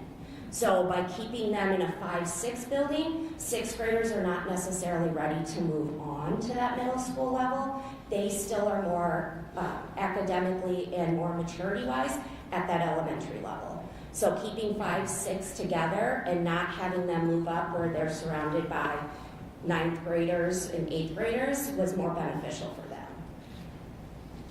To expand a little bit on 9th grade with some of my background at working with freshmen at Jefferson, there's research out there that supports how important a student's freshman year is and direct ties to success in graduation.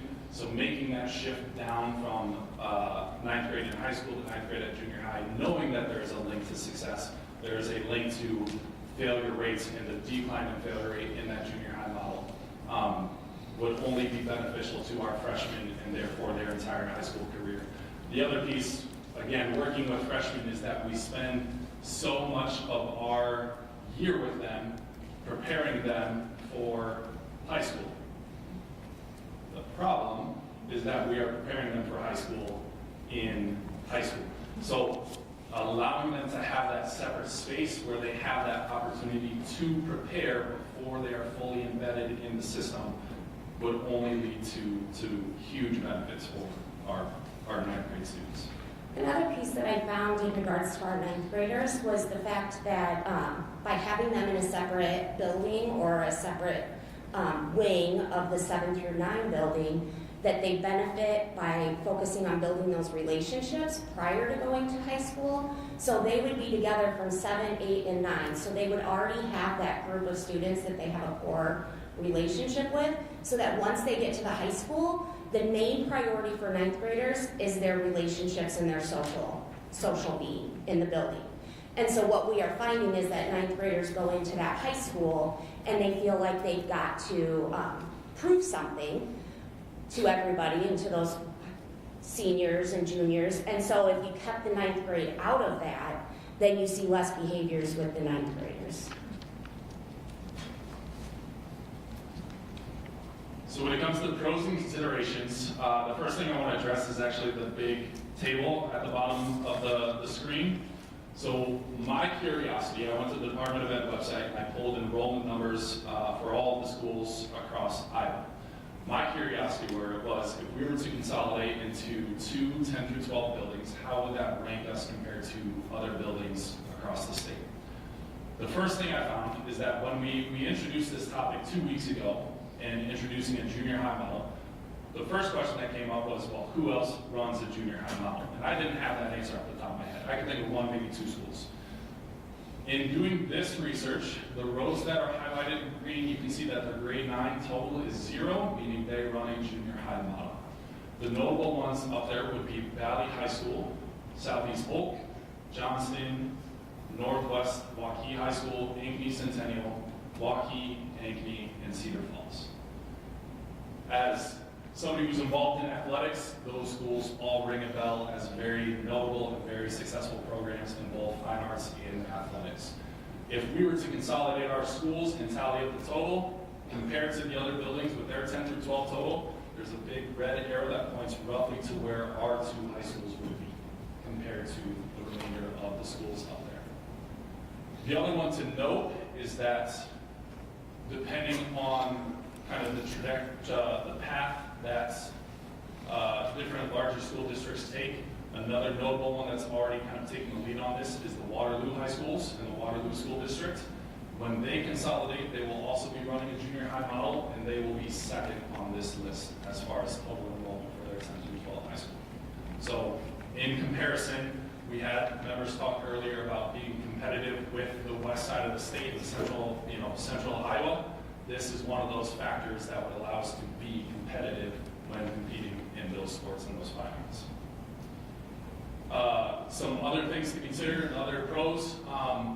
Again, our current high schools are operating at 81% capacity when you total up all 3. With this model, we're at 90% or higher across all levels.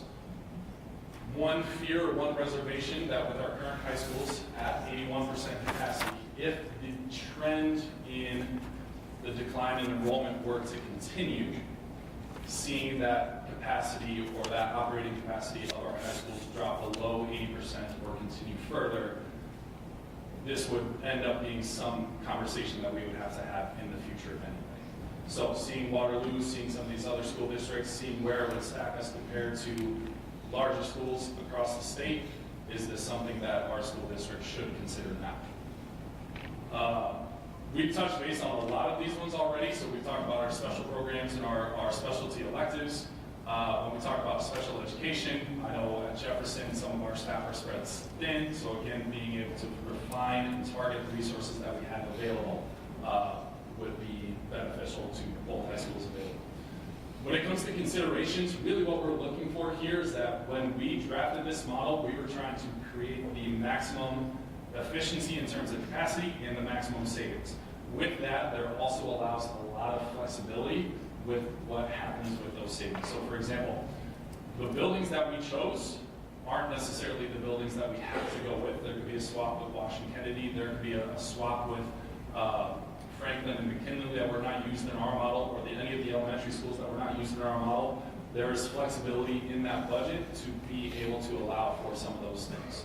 If not, knowing that we heard earlier that some of that funding and that those estimates come from staffing, would that allow us to put some of that funding back into buildings for that additional staffing in our schools? When we first drafted this 2 weeks ago, not utilizing Kennedy as a school was a big concern. So full transparency, the first draft that we had McKinley and Franklin in as those 7 through 9 buildings, and the pushback that we received was that, well, what are you going to do with Kennedy? We can't sell the land, there's charters moving in. So this was an option that would allow us to continue to use Kennedy in a capacity, and then again, free up our middle schools.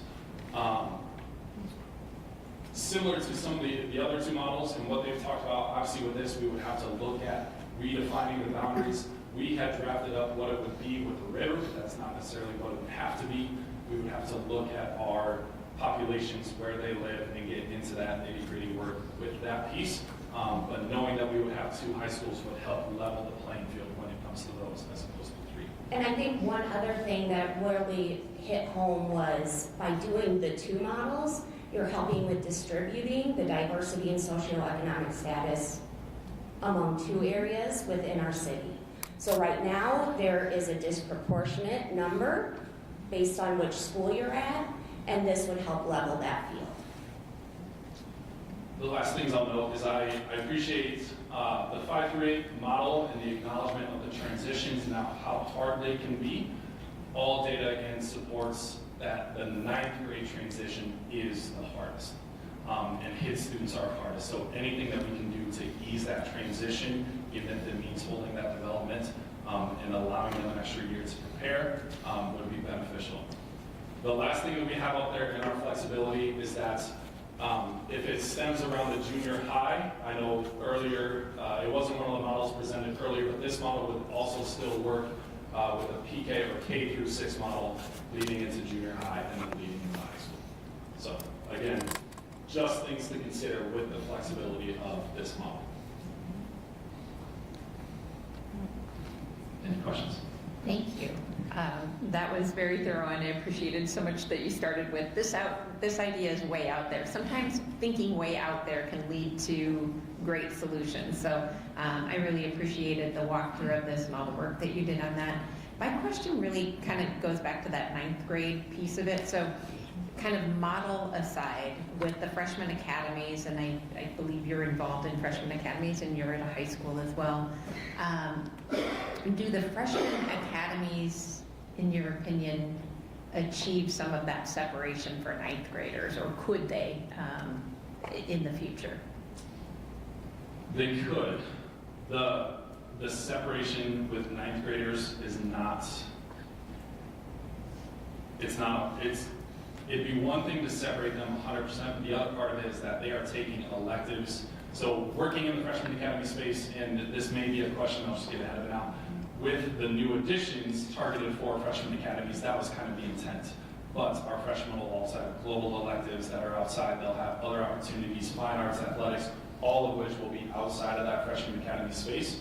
So I think it's less about separating them entirely from the 10 through 12, but giving them an additional year at a junior high level that focuses on preparing for the next step. With the career pathways in mind, then it's also a clear divide of when you are moving to your high school and that 10 through 12 high school, this is what we're here to focus on. We're in our 9th grade year, we'll continue to have, there's a possibility of continuing to have freshman academies at the junior high to ease with that transition. Freshman seminars are focused on a lot of those pieces, but then by the time they're in that 10 through 12, they are fully immersed in that high school experience instead of using an extra transition year when they're already there. And what I would say, just from the perspective of Metro High School, we try not to take 9th graders. We try to have the 9th graders be at their conventional high school. So with this model, the 9th graders would still be at their junior high building. So truly it would be 10 through 12 at the high school model, and then Metro would just see 10 through 12 students. Thank you. So I know the other models referenced the licensure issue that we run into. And I'm just not familiar with this, and maybe someone else knows, but the 7-9, only because we've been 6-8 for a long time. But you're showing us that other schools around the state are doing 7-9, so they have to figure out the licensure. And just how are we going to work through that? And then I also thought of like sports and competition. 9th graders, will they still be part of could be potentially a part of their high school? Yeah, I mean, it's something just to think about. I know that it was definitely going to still be the true feeder model. So right now we have the junior Cougars, junior Warriors, and junior Jayhawks.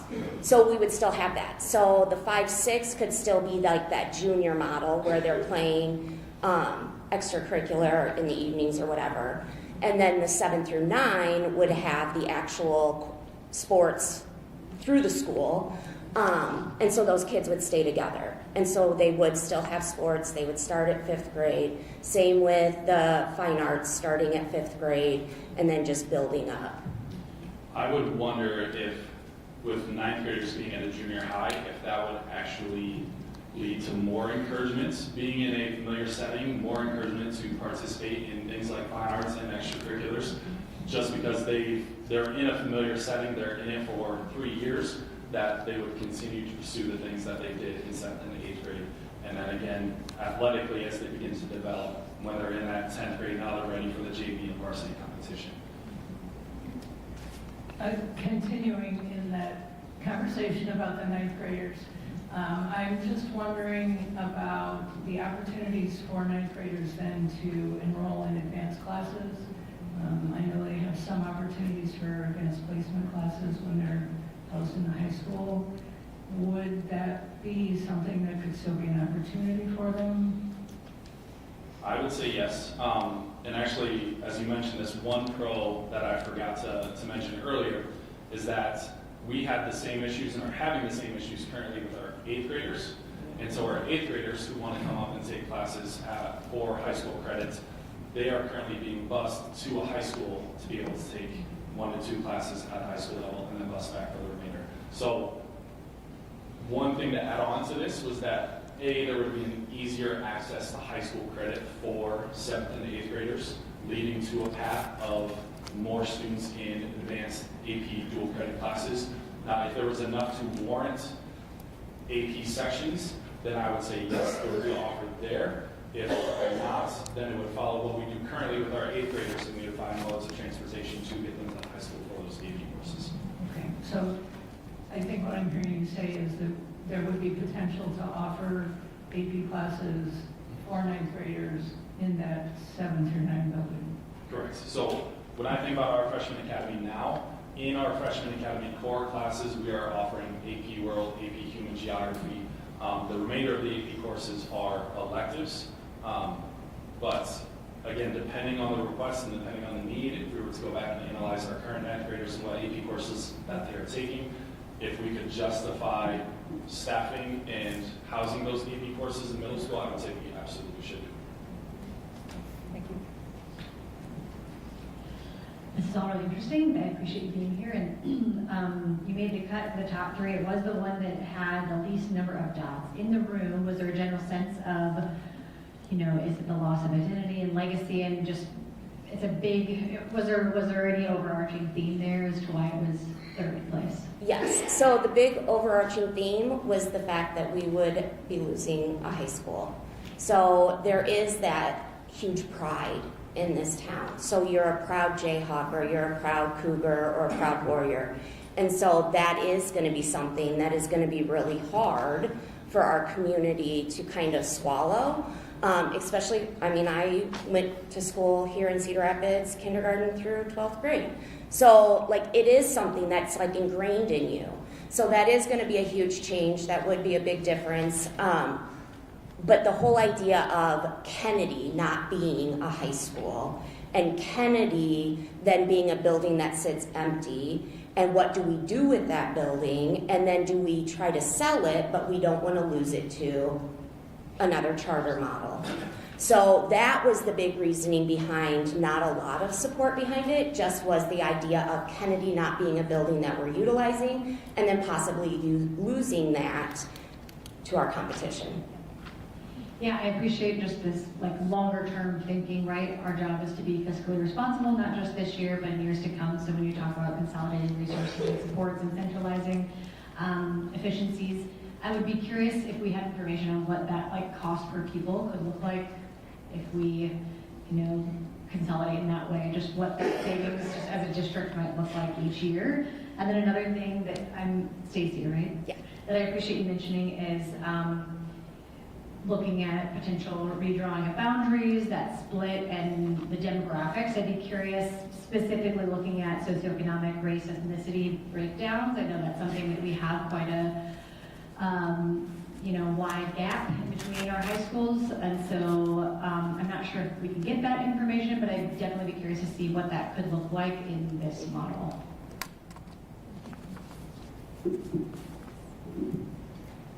Another positive, real quick, was that when we were doing the capacity and we were doing the numbers, it would start students with a smaller amount of students in a building, and then it was a gradual increase in size. So you would be going from a smaller population, and then it's not like you're jumping to an extra 1,000 people in a building or an extra 500 students in a building. It was a gradual increase, so kids could get used to just a few more students, and then a few more, and then build up to that high school.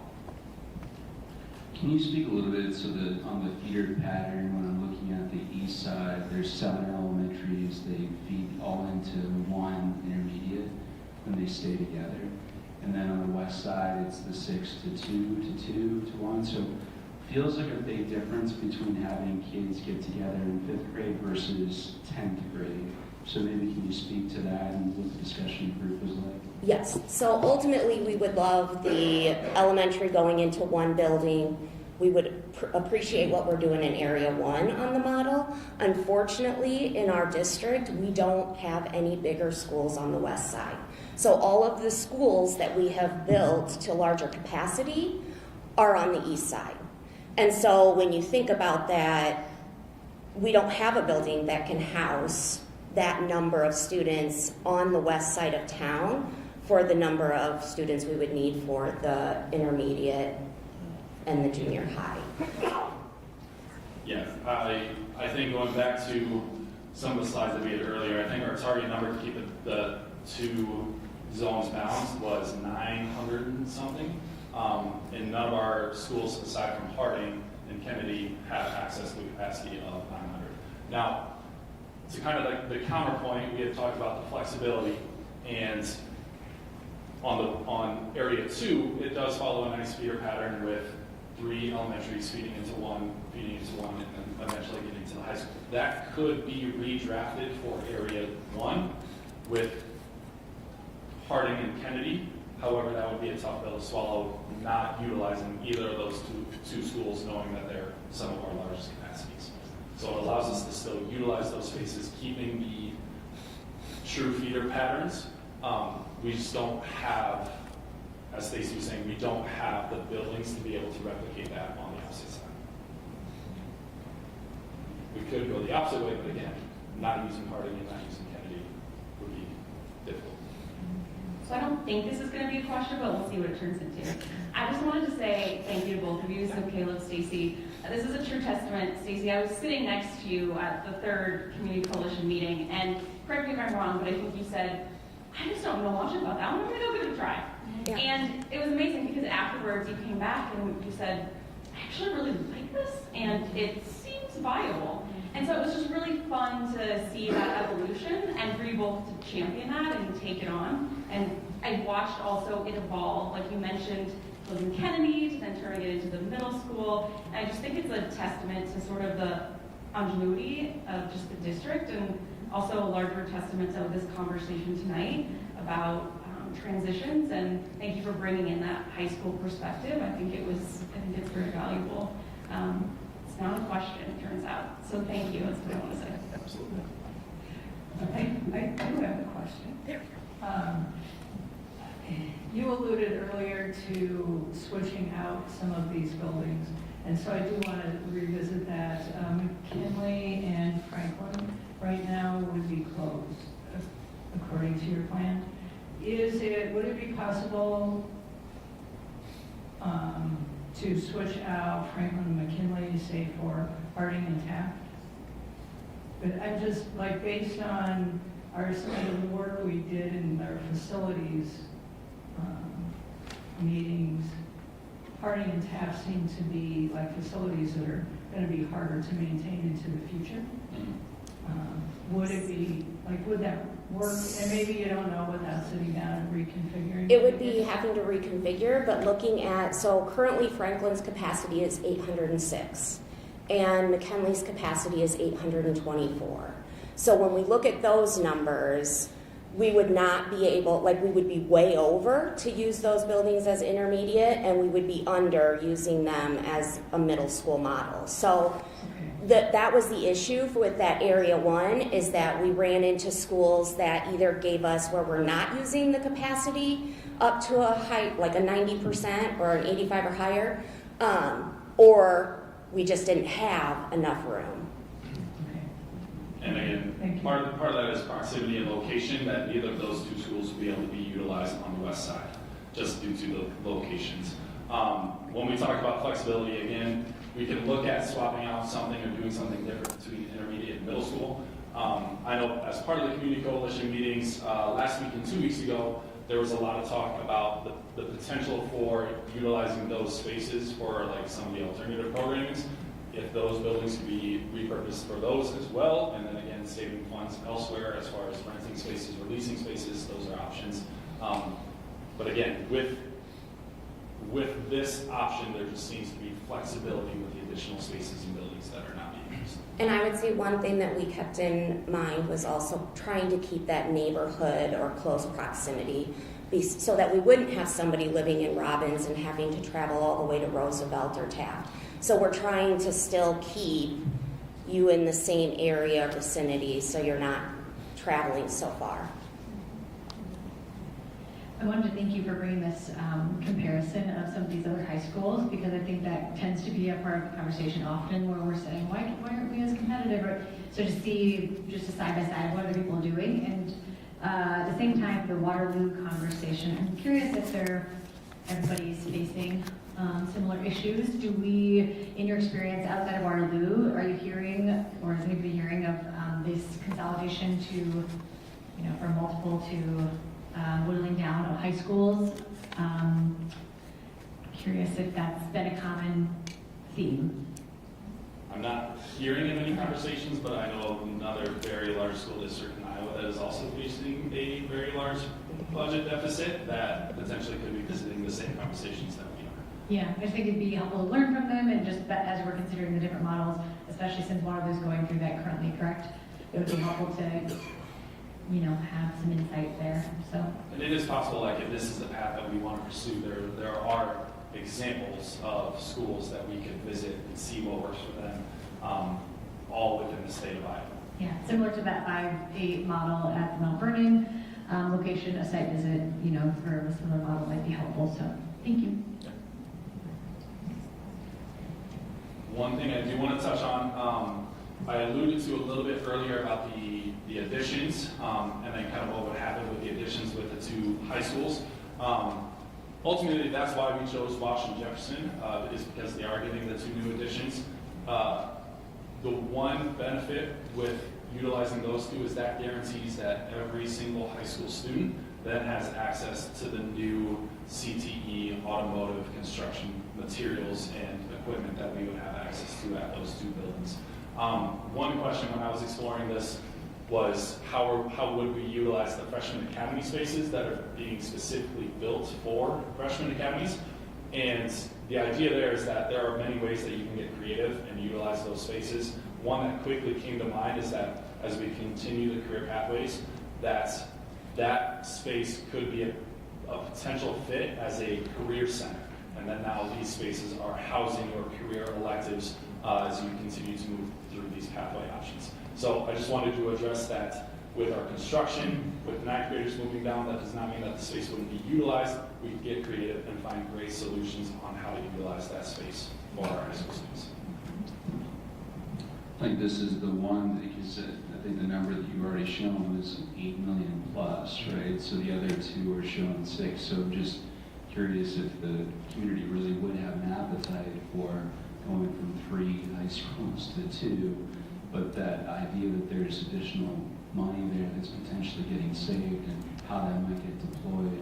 So just lots for this community to think about, certainly for this board. So really happy we're not making the decision tonight, because this This is wild. So I would promise you, again, Tracy, that, like, I appreciate you, you know, as I was about to say, I mean, I spend most of my day job in crazy ideas. So hearing you say that, just embracing that, to at least kind of come with an open mind, I think that's what we were hoping for from the community, so I appreciate you.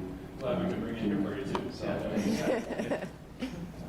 I just want to make another comment. When I was walking by you guys at the Community Coalition, I was like, oh, that's never gonna work. And you guys, like, kudos to you. You made this like, oh my gosh, this is a viable option. And maybe a really good one we need to explore. So I just really appreciate the hard work that you and your team put into just really figuring it out, all the nuts and bolts of it. And it's good. Good job. We wanted to show that all ideas are out on the table and that all things were considered. And so that if we are, even if this is the model that isn't chosen and this isn't the one that is being moved through, that the board has reasoning and the community has reasoning, that it was at least considered and shown for people to know. And then that way, all things truly are on the table and all options are on the table. I just hope that everyone in the community does take the time to watch these presentations because we will be doing surveys and talking to folks out in the community. And I think once they hear the presentations and have a better understanding, they'll have a better appreciation for how viable some of these other options are too. So if you're, we need the community to listen in and be informed. And while they're listening, I'm really centering, like you all have, on student success and what's best for our kids and our community long term, and trying our best to remove our personal bias or our personal experience, because we got to think about the here and now and moving forward. So thank you for centering that with all of your presentations. I know that that's super crucial. Well said, Director Byers. Any further comments or questions? All right. Well, first of all, I'd like to thank our Shark Tank contestants for tonight. Thank you.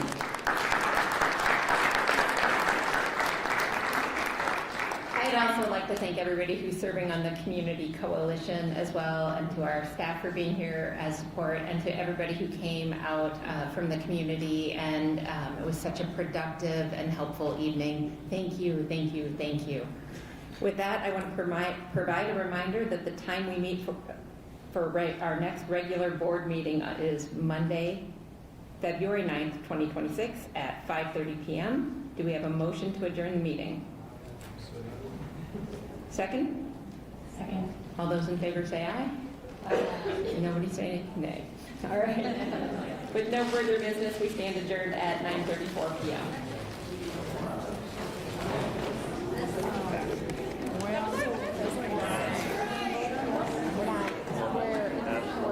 Choosing which model or models to advance to. I'm thinking right now, like, how do we do that? Because, I mean, that's...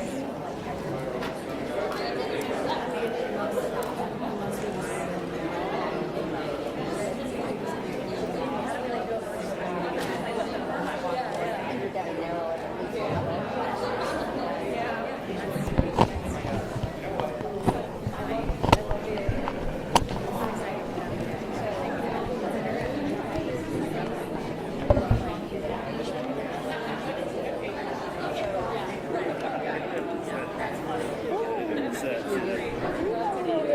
You want to get Newman or Grover?